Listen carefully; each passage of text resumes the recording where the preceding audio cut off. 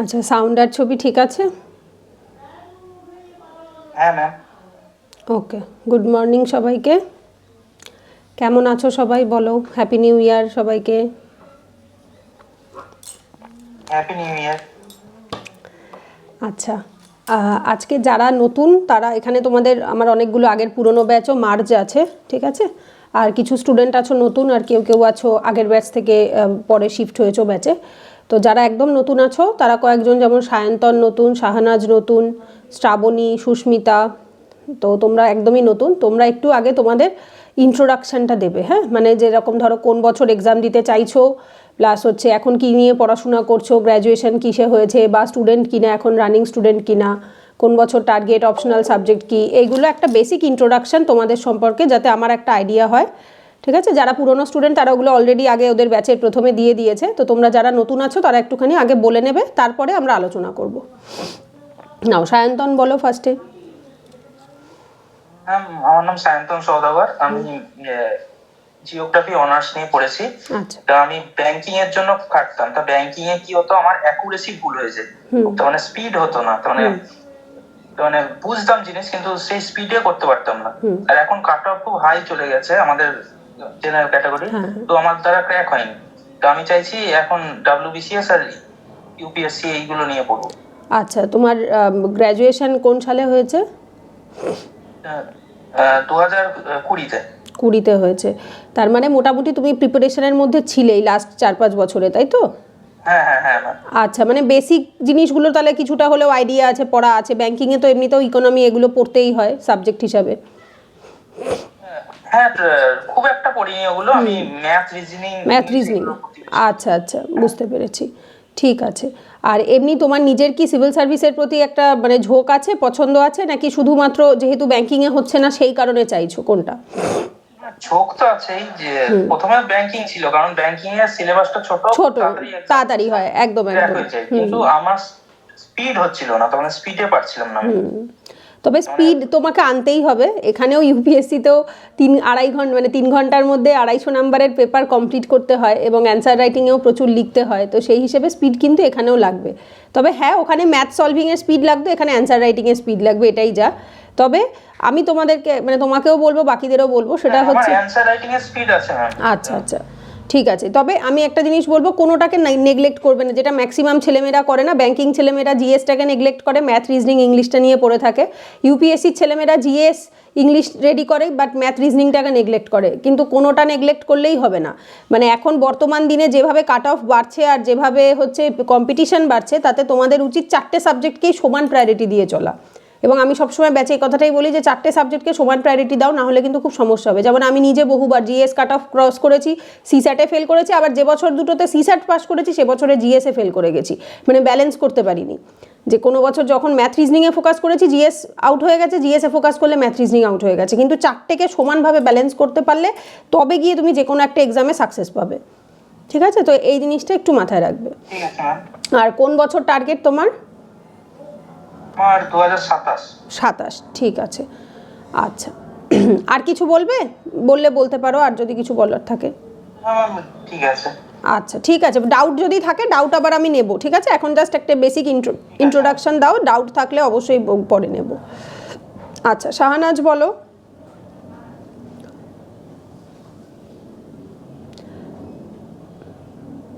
মিউটটা যদি সাউন্ডটা মিউট থাকে ওটাকে অফ করে নেবে, ঠিক আছে, কথা বলার আগে।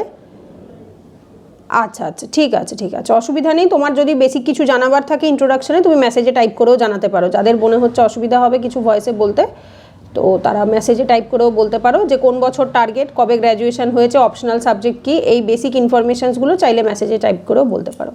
আচ্ছা, শ্রাবণী বলো। হ্যাঁ, আমি শ্রাবণী হালদার। আর এখন আমি ইংলিশ অনার্স নিয়ে গ্রাজুয়েশন করছি, মানে ফার্স্ট ইয়ার। আর মোটামুটি 2028 বা 29 এরকম টার্গেট। আচ্ছা, তোমার গ্র্যাজুয়েশনের পর আর মাস্টার্স করার ইচ্ছে নেই, তাই তো? গ্র্যাজুয়েশনের পর একদম ডিরেক্টলি এক্সামেই বসবে। আচ্ছা আচ্ছা, ঠিক আছে। আর অপশনাল সাবজেক্ট কি রাখবে, কিছু ডিসাইড করেছো? কারণ ইংলিশটা জেনারেলি খুব একটা কেউ রাখে না, ওই জন্য। আমার নিজেরও ইংলিশ অনার্স। প্রচুর মানে একদম লিটারেচার প্রচুর বড় হয়ে যাবে। বড় প্লাস স্কোরিং নয়, নাম্বার ওঠে না অপশনালটাতে। হ্যাঁ হ্যাঁ, জিওগ্রাফি বা ওইরকম কিছু রাখলে। আচ্ছা ঠিক আছে, হ্যাঁ এখনই ডিসাইড করার দরকার নেই। যারা কলেজে ফার্স্ট ইয়ারে বা সেকেন্ড ইয়ারে পড়ছো, 28-29 সালে এক্সাম দেবে, তারা এখনই অপশনাল তাড়াহুড়া করে ডিসাইড করার কিছু নেই।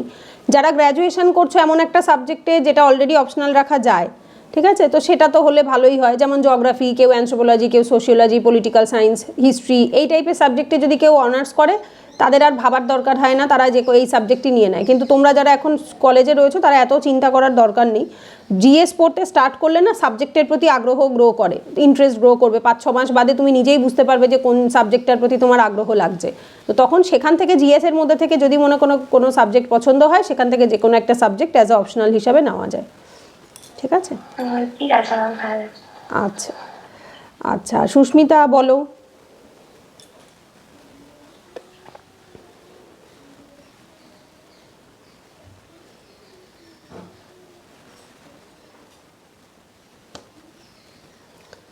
আচ্ছা শাহানাজ কি লিখেছো? আমি এখন কথা বলতে পারছি না ম্যাম, আমি ফার্স্ট ইয়ারে পড়ি, 2029-এ ইউপিএসসি দেবো। ওকে ঠিক আছে, তোমার হাতে এখনও টাইম আছে, অত তাড়াহুড়ার কোনো ব্যাপার নেই। এখন ধীরে সুস্থে 2 বছরে জিএস কমপ্লিট করে নাও, তারপর আস্তে আস্তে করা যাবে।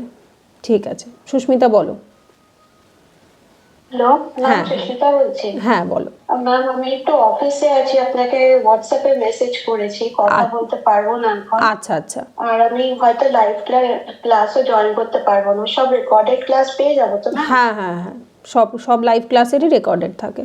যেদিনকে গুগল ডাউট ক্লিয়ারিং সেশন হয় বা এরকম ক্লাস হয়, সেদিনকে গুগল মিটে হয়। ম্যাক্সিমাম টাইম ইউটিউব আনলিস্টেড লাইভেই ক্লাস হয়, যেটা হোয়াইট বোর্ডে ক্লাস হয়, যে পাশে যে বোর্ড দেখছো বোর্ডেই ক্লাস হয়, এবং বোর্ডের ক্লাস রেকর্ডেড হয়েই থেকে যায়। সেটা লাইভেও যারা জয়েন করে তারা লাইভ চ্যাটে মেসেজ করে যার যা ডাউট থাকে জিজ্ঞেস করতে পারে। এছাড়া পরে রেকর্ডেড ক্লাস হিসেবে ওটা লিঙ্কটার থেকে জয়েন করলেই দেখতে পাবে। আর যা ডাউট থাকবে, মাসে একটা করে ডাউট ক্লিয়ারিং সেশন হয়, সেখানে জিজ্ঞেস করতে পারবে। এছাড়া টেলিগ্রাম গ্রুপ আছে, হোয়াটসঅ্যাপ মেসেজ আছে, যদি আর্জেন্ট কোনো দরকার থাকে সেখানে মেসেজ করলেও তুমি তোমার ডাউট ক্লিয়ার করে নিতে পারবে। ম্যাম আজকে ক্লাসটা কিভাবে দেখতে পারবো পরে?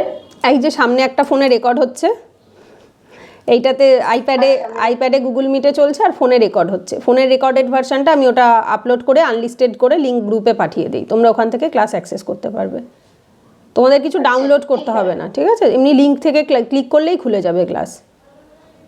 আচ্ছা ম্যাম, আমার একটা কোয়ারি ছিল, বাকি তো আপনাকে আমি হোয়াটসঅ্যাপে পাঠিয়েছি। আমার একটা কোয়ারি ছিল কি, প্রিলিমস এর যদি স্ট্র্যাটেজিটা বলে দেন তাহলে একটু সুবিধা হয়। 100 বার দেখছিলাম কম্পাইলার বলে, ওটা প্রিভিয়াস ইয়ার সব একসঙ্গে আছে, তো ওই বইটা কি ভালো হবে কিনা? কম্পাইলার কোন পাবলিকেশনের? ম্যাম আমি দেখে তাহলে পরে আপনাকে। ঠিক আছে, তুমি ছবিটা পাঠিয়ে দিও, যে বইটার কথা বলছো গ্রুপে ছবিটা পাঠিয়ে দিও, আমি দেখে বলবো। ঠিক আছে? টাটা ম্যাগ্রোহেল পাবলিশার্স খুব সম্ভব। আচ্ছা আচ্ছা, দেখছিলাম যেটাতে ভুল কম আছে, সেই জন্য। ওটা কি কোশ্চেন অ্যান্সারের মতো? হ্যাঁ, কোশ্চেন আনসার প্রিভিয়াস ইয়ারের হ্যাঁ প্রিভিয়াস ইয়ারও আছে, প্লাস যেগুলো হচ্ছে আরো স্টেটের পিসিএস হয় সেগুলোরও কোশ্চেন আনসার আছে।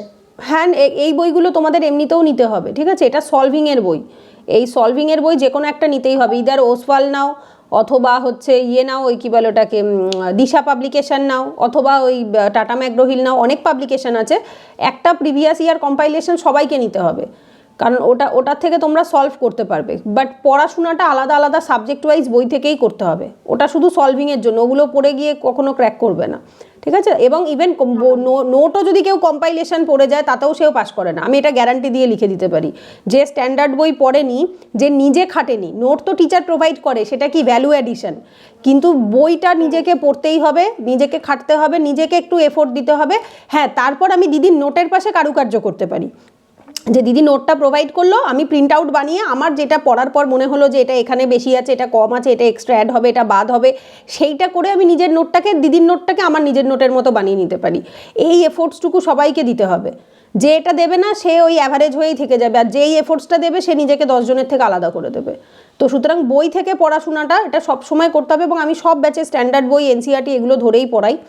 এবং আমার নোটগুলো বানানো ওভাবে, আমার জিওগ্রাফির নোট, ইকোনমির নোট, অন্যান্য সমস্ত সাবজেক্টের নোট, ক্লাস 11-12-এর এনসিইআরটি এবং তার সাথে স্ট্যান্ডার্ড বই, এগুলো সবটা পড়ে তারপরেই আমি নোটটা বানিয়েছি, যাতে একটা জায়গায় সবটা থাকে। ঠিক আছে, তো যার জন্য তোমাদেরকেও ওভাবেই পড়তে হবে। পড়ার পরে তোমাদের নোটটা বানাবার দরকার নেই, কারণ যেহেতু ওটা আমি প্রোভাইড করে দিচ্ছি। তোমরা শুধুমাত্র কি করবে, যে হ্যাঁ আমি পড়লাম, যদি কিছু এক্সট্রা থাকে, কারণ নোট আপডেট হয়, বই আপডেট হয়। আমি পড়েছি আজ থেকে 3-4 বছর আগে বানানো নোট, 2 বছর আগের বানানো নোট, কিন্তু তোমাদের সময় এখন আপডেট হয়ে গেছে অনেক কিছু।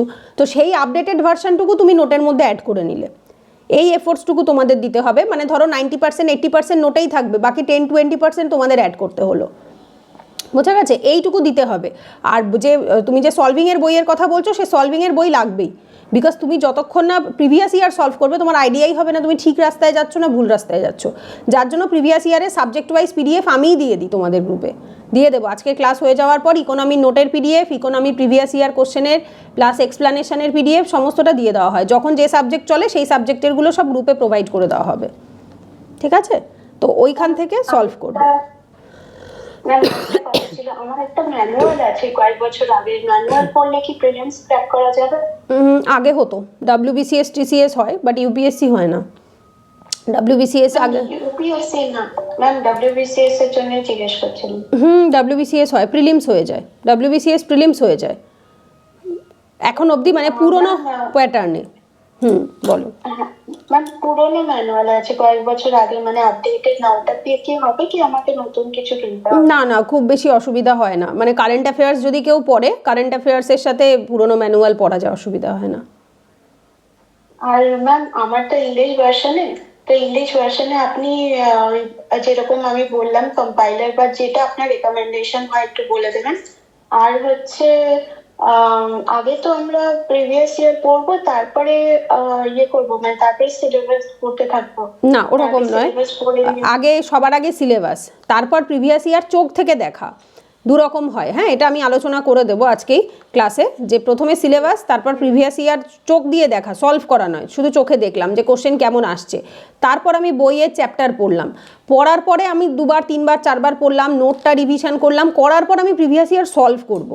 প্রিভিয়াস ইয়ার চেক করা আর প্রিভিয়াস ইয়ার সলভ করার মধ্যে তফাৎ আছে।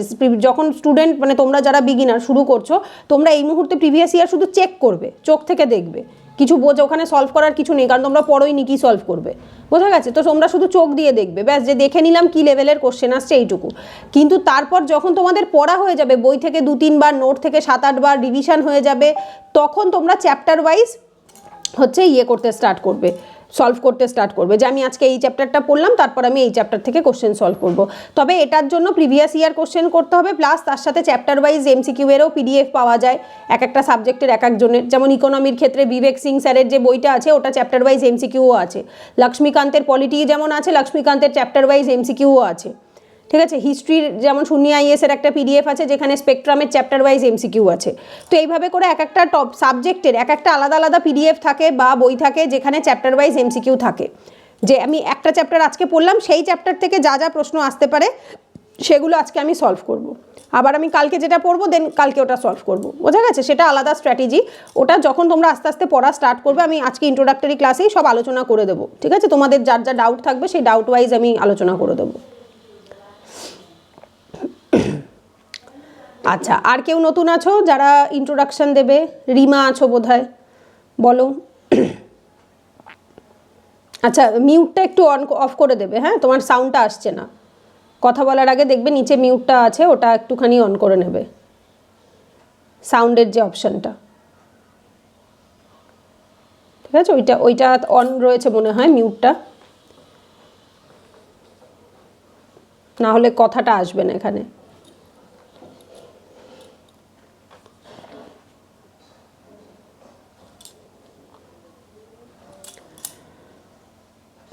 আচ্ছা, শাহানাজ কি লিখেছো? ম্যাম ইকোনমি 6 এডিশন নেব। কোন বইটার বলো তো? নিতিন সিংহানিয়া না বিবেক সিংয়ের? যেটা আপডেটেড এডিশন সেটা নিতে হবে। কোনটা আপডেটেড সেটা আমি খেয়াল করিনি, এখনও দেখিনি। ঠিক আছে, যেটা আপডেটেড যে কোনো একটা বই নাও, কোনো অসুবিধা নেই। এটা অনেকে জিজ্ঞেস করছিলে যে কি নেব, বিবেক সিং না নিতিন সিংহানিয়া। যেটা যে বাংলা ভার্সানে পাচ্ছ, মানে ধরো তুমি বেঙ্গলিতে দেবে, ঠিক আছে, আমি বুঝিয়ে দিচ্ছি একটা জিনিস। ধরো যারা বেঙ্গলিতে মেন্স লিখবে, ঠিক আছে, তারা যে বইটার, যেমন বিবেক সিংয়ের বোধহয় বেঙ্গলি ভার্সন হয় না, বিবেক সিং শুধুমাত্র ইংলিশ ভার্সন হয়। ঠিক আছে? তো সুতরাং বিবেক সিং যদি নামার কথা ভাবো শুধু ইংলিশই পাবে, আর ওটা স্পেসিফিক্যালি ইউপিএসসির জন্য ইম্পর্টেন্ট বই, স্পেসিফিক্যালি ইউপিএসসি যারা এক্সক্লুসিভলি ইউপিএসসি দেবে, যে ডাব্লিউবিসিএস নিয়ে কোনো মাথা ব্যথা নেই, আমি ইউপিএসসি দেবো, আমি ইংলিশ ভার্সানেই দেবো, তারা বিবেক সিং নিতে পারো, নিশ্চিন্তে নিতে পারো। আর যারা মনে করছো ডাব্লিউবিসিএস দেবো প্লাস আমি বাংলাতে মেন্স লিখতে চাইছি, তাহলে তাদের নিতিন সিংহানিয়া নেওয়াই ভালো, কারণ নিতিন সিংহানিয়া বেঙ্গলি ভার্সানও পেয়ে যাবে। আর 6th এডিশন যদি আপডেটেড হয় তবেই নেবে, ইয়েটা দেখবে, ডেটটা দেখবে 2025 সাল আছে কি, 25 সাল যদি হয় তাহলে ওটা আপডেটেড বই। 25 সালের যদি দেখো যে 6th এডিশন যদি লেখা থাকে, ডেট লেখা থাকে, অ্যামাজন ফ্লিপকার্ট যেখান থেকেই দেখো না কেন ডেট লেখা থাকবে ওপরে যে কোন ডেটে বইটা পাবলিশ হয়েছে। যদি 2025 সালের হয় ম্যাম ইউপিএসসি দিব আর বেঙ্গলি ভার্সানে, তাহলে নিতিন সিংহানিয়াই নিতে হবে। বেঙ্গলি ভার্সানে দিলে নিতিন সিংহানিয়া ছাড়া কোনো অপশান নেই, ঠিক আছে? নিতিন সিংহানিয়ায় বেঙ্গলি ভার্সন। এছাড়া আমি সায়ন্তন বলছি, একটা কথা ছিল, আমার একটা নিতিন সিংহানিয়ার বই আছে, ওটা পুরো কম্পাইল আছে, তার মানে ইতিহাস ভূগোল ওটা ম্যানুয়াল, ওটা ম্যানুয়াল, ওটা শুধু ডাব্লিউবিসিএস প্রিলিমসের জন্য হেল্পফুল, ঠিক আছে? ম্যানুয়াল বই শুধুমাত্র ডাব্লিউবিসিএস প্রিলিমসের জন্য, মেন্সেও হেল্প করবে না, ইউপিএসসিতেও হেল্প করবে না।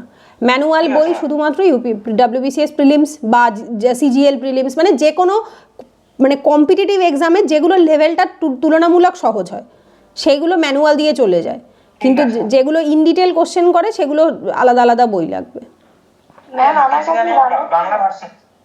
হ্যাঁ, বাংলা ভার্সন হলেও অসুবিধা নেই, ডাব্লিউবিসিএস প্রিলিমসের কোশ্চেন বাংলায় থাকে। না, ইউপিএসসি তে নিতিন সিংহানিয়ার বাংলা ভার্সনটা পেয়ে যাবো ইকোনমিক্সে? নিতিন সিংহানিয়া ইকোনমি বাংলাও আছে, ইংলিশও আছে। এবার সেটা তুমি যে কোনো এক্সামের জন্যই ইউজ করতে পারো, ডাব্লিউবিসিএস এর জন্য, ইউপিএসসি এর জন্য, বোঝা গেছে?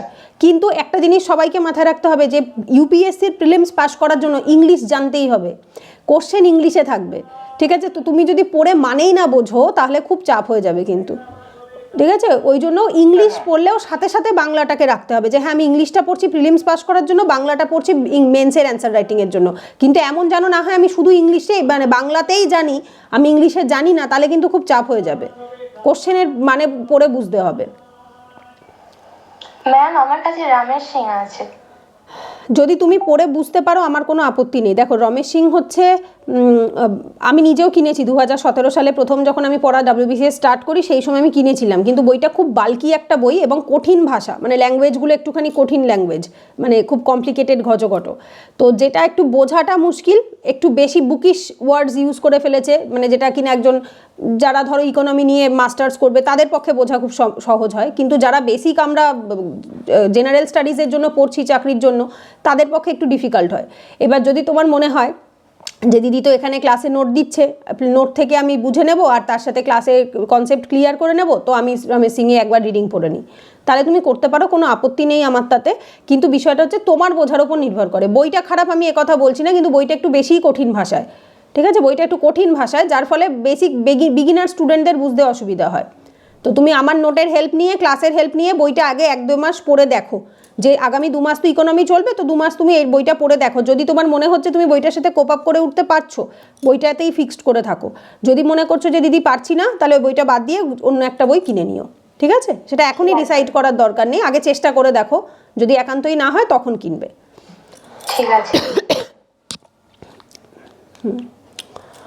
আচ্ছা, আর কি লিখেছো শাহনাজ ম্যাম? ইউপিএসসি বেঙ্গলি ভার্সনে দিলে প্রবলেম হবে? দেখো, প্রথমত আগে একটা জিনিস বুঝতে হবে, ইউপিএসসি বেঙ্গলিতে দাও বা ইংলিশে দাও, সেটা সবটাই মেন্সের কথা, ঠিক আছে? ওটা মেন্সে আসবে, ওটা প্রিলিমসের বিষয় নয়। প্রিলিমসটা সবার জন্য সমান। প্রিলিমসের সিস্যাট পাস করতে গেলে যে লেভেলের ইংলিশ জানতে হয় বাবু, সেই লেভেলটা শিখতে গেলেও তুমি ইংলিশে অনেক এক্সপার্ট হয়ে যাবে, সেই লেভেলটা শিখতে গেলেও। ইউপিএসসি সিস্যাটে কম্প্রিহেনশনের যে প্যাসেজগুলো থাকে, এক একটা প্যাসেজে এক একটা করে কোশ্চেন থাকে, এইবার ওই প্যাসেজটা পড়ে মানে বুঝে কোশ্চেনটা সলভ করার যে টেকনিক বা সেইগুলো যখন শিখবে, ম্যাথ রিজনিংয়ের কোশ্চেন সলভ করবে, ম্যাথ রিজনিংয়ের এক একটা অঙ্কের কোশ্চেন থাকে এরকম লেন্দি কোশ্চেন, ঠিক আছে? আমি প্রিভিয়াস ইয়ার দেখিয়ে দেবো তোমাদের আজকে। তো প্রিভিয়াস ইয়ার কোশ্চেনে যখন দেখবে, চেক করবে, তখন বুঝতে পারবে যে এত বড় বড় একটা কোশ্চেন প্রথম থেকে পড়তে পড়তে শেষ অবধি আস্তে আস্তে প্রথম ভুলে যাবে। অঙ্কের কোশ্চেনগুলো এরকম হয়, আমার নিজেরই তাই হয়। পড়তে স্টার্ট করেছিলাম, লাস্ট অবধি আস্তে আস্তে যে প্রথমে কী ছিল ভুলে গেছি, আবার প্রথম থেকে পড়তে হয়, ঠিক আছে? তো এই যে ইংলিশগুলো, এইগুলো বুঝতে গেলেও বেসিক ইংলিশ ভালো হতে হয়। প্লাস মেন্সে 1-2 পেপার থাকে, যেটা হচ্ছে English Bengali paper. Descriptive paper হয় না ইংলিশ বেঙ্গলি 300 নাম্বার করে, WBCS-এও থাকে ইউপিএসসিতেও থাকে ডেসক্রিপটিভ পেপার, 300 বেঙ্গলি 300 ইংলিশ। কারোর যদি সিলেবাস নিয়ে কোনো ডাউট থাকে বলবে, আজকের ক্লাসে আলোচনা করে দেবো, ঠিক আছে? তো এই যে ইংলিশ বেঙ্গলি পেপার রেডি করবে, বেঙ্গলি তো আমাদের মাতৃভাষা পেরে যাব, বাট এই যে ইংলিশ পেপারটা রেডি করবে তাতেও তোমাদের বেসিক ইংলিশ জানতে হবে এবং একটু ভালো লেভেলেই জানতে হবে, নাহলে তুমি এসে রাইটিং কী করে করবে, প্যারাগ্রাফ রাইটিং কী করে করবে, ভোকাবুলারি মুখস্থ করতে হবে। তো ইংলিশ শিখতেই হবে। তো ইংলিশ যখন তুমি শিখবে তোমার অটোমেটিক্যালি ইংলিশ রেডি হয়ে যাবে, ঠিক আছে? তো বেঙ্গলি ভার্সানের এক্সাম দিলেও ইংলিশটা শিখতেই হবে, ইংলিশটা জানতেই হবে, উইচ ইজ ম্যান্ডেটারি। এক সেকেন্ড একটুখানি ওয়েট করো, হ্যাঁ একটু ওয়েট করো।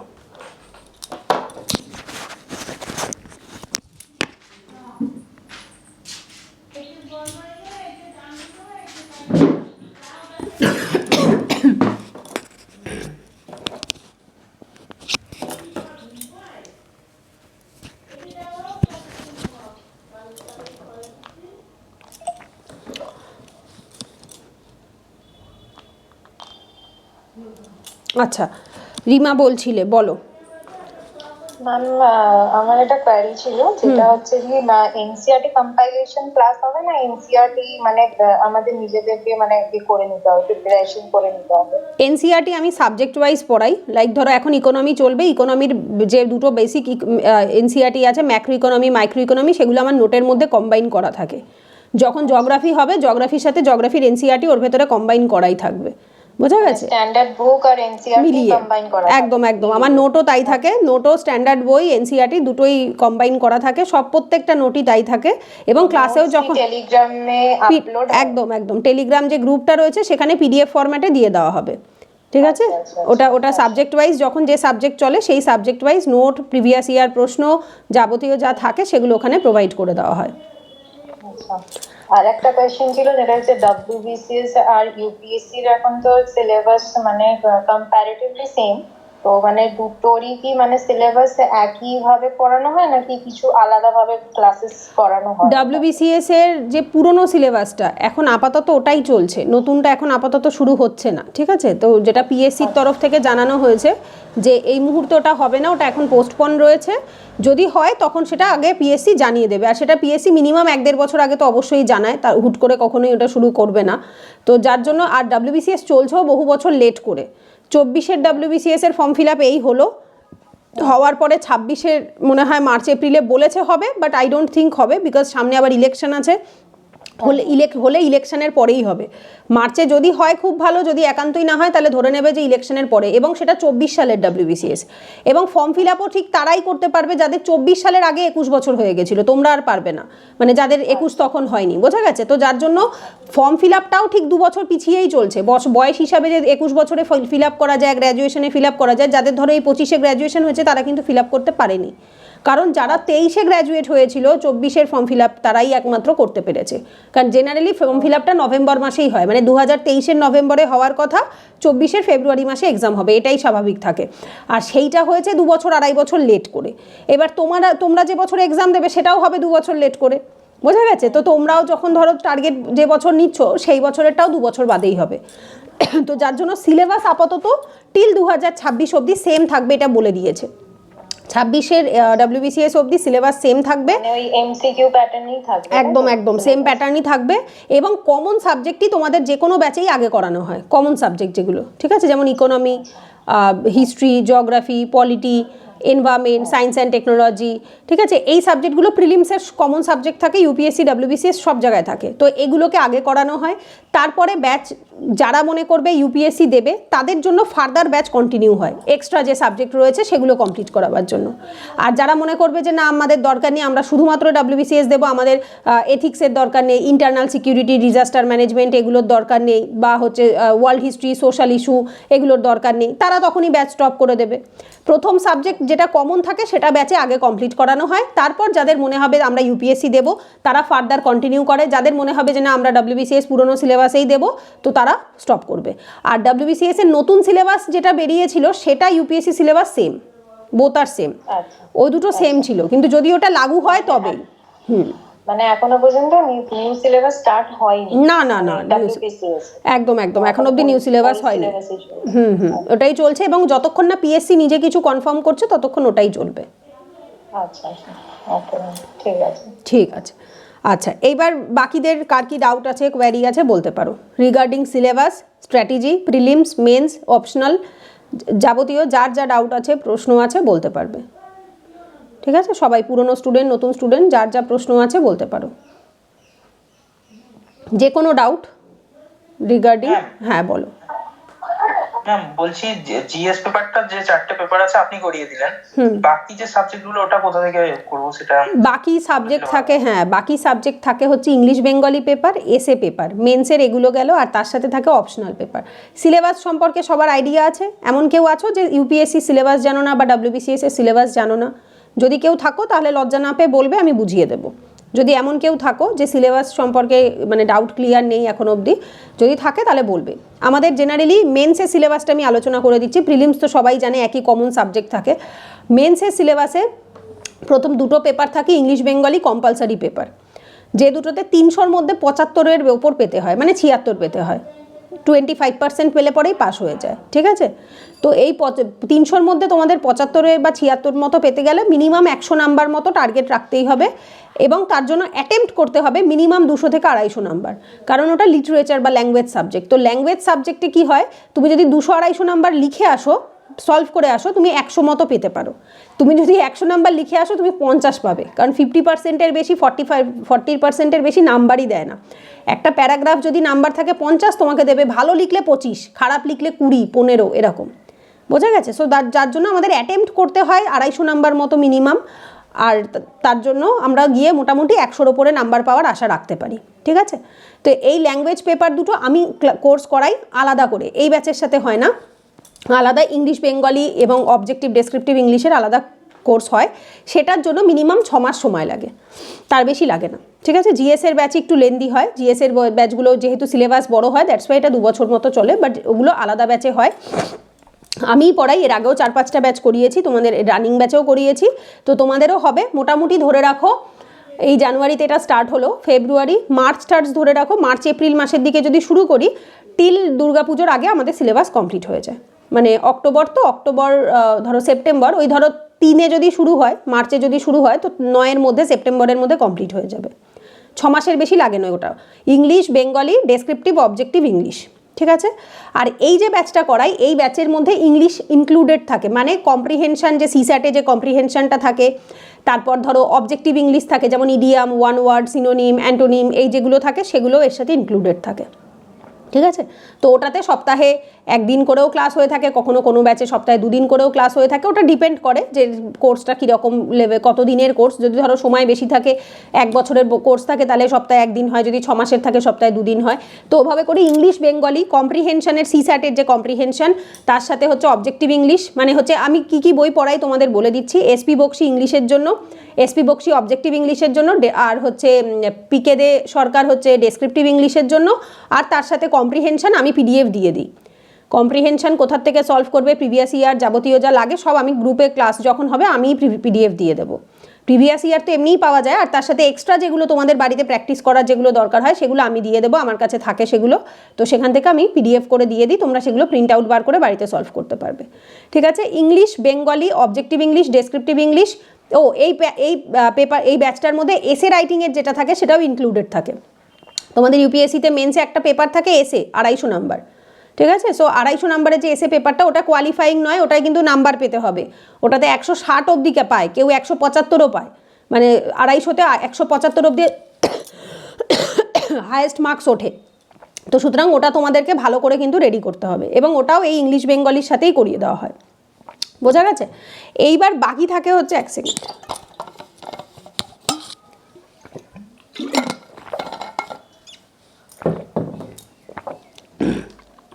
এবার বাকি থাকে অপশনাল পেপার, যেটা আমি শুধুমাত্র অ্যানথ্রোপোলজি পড়াই।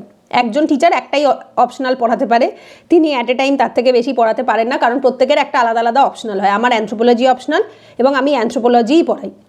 এবার যাদের অন্য অপশনাল সাবজেক্ট আছে, তারা ইদার কেউ নিজে রেডি করবে, অথবা অন্য টিচারের হেল্প নেবে, অন্য কোচিংয়ের হেল্প নেবে। ঠিক আছে, অনেক কোচিং অ্যাভেলেবেল আছে অন্যান্য সাবজেক্টের জন্য।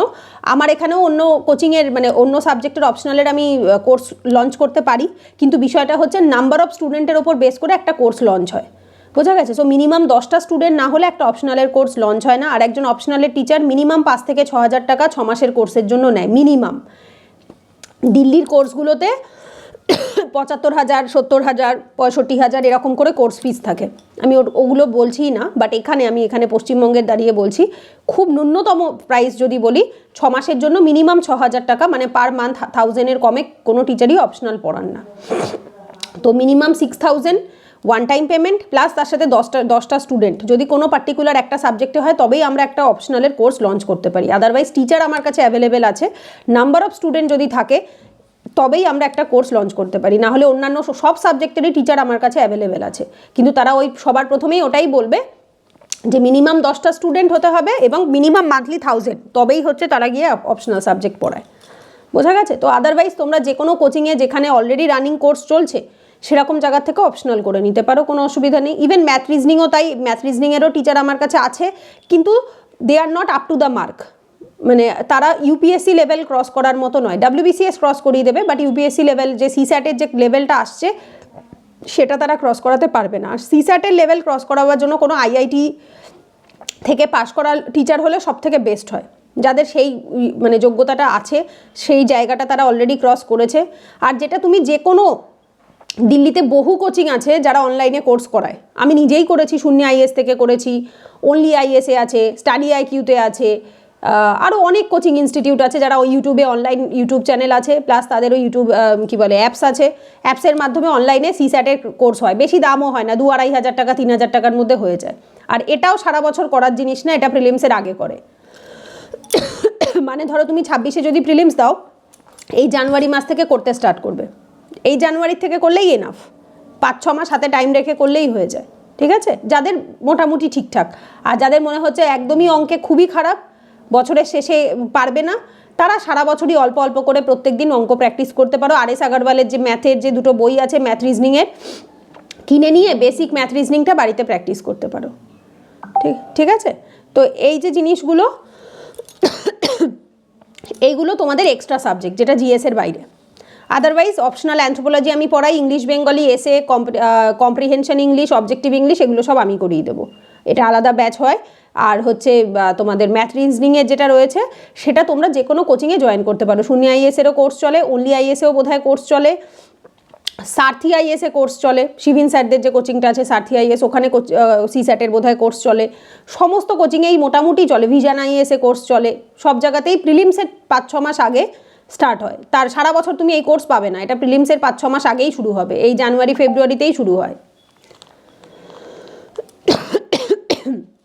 আচ্ছা, দেবিকা কি লিখেছো? স্টাডি IQ-তে কোর্স ফিস কত নেয় সিস্যাটে, কোনটা ভালো হবে দিদি? সিস্যাটের কোর্স ফিস আমি বলতে পারবো না বাবু, কারণ আমি নিজে কখনো চেক করিনি। আমি আজ থেকে 3 বছর আগে 3-4 বছর আগে 2022 সালে শূন্য IAS-এ সিস্যাটের কোর্স করেছিলাম, আর যেটা বোধহয় কত টাকা নিয়েছিল, 2400-2400 হবে বোধহয়, 2499 বা সামথিং এরকম হবে, মানে মোটামুটি 2500 টাকার মধ্যে হয়ে যায়, 2500 থেকে 3,000 টাকা ধরে রাখো, তার বেশি বোধহয় হবে না। ঋষভ স্যার, হ্যাঁ ঋষভ স্যারের আমি ইউটিউবে ক্লাস দেখেছি, উনি ভালো করান, অনলি IAS-এর ঋষভ শর্মা স্যার, তো উনি ইউটিউবে আমি ক্লাস দেখেছি, উনি ইউটিউবে তো আমি ভালোই দেখেছি।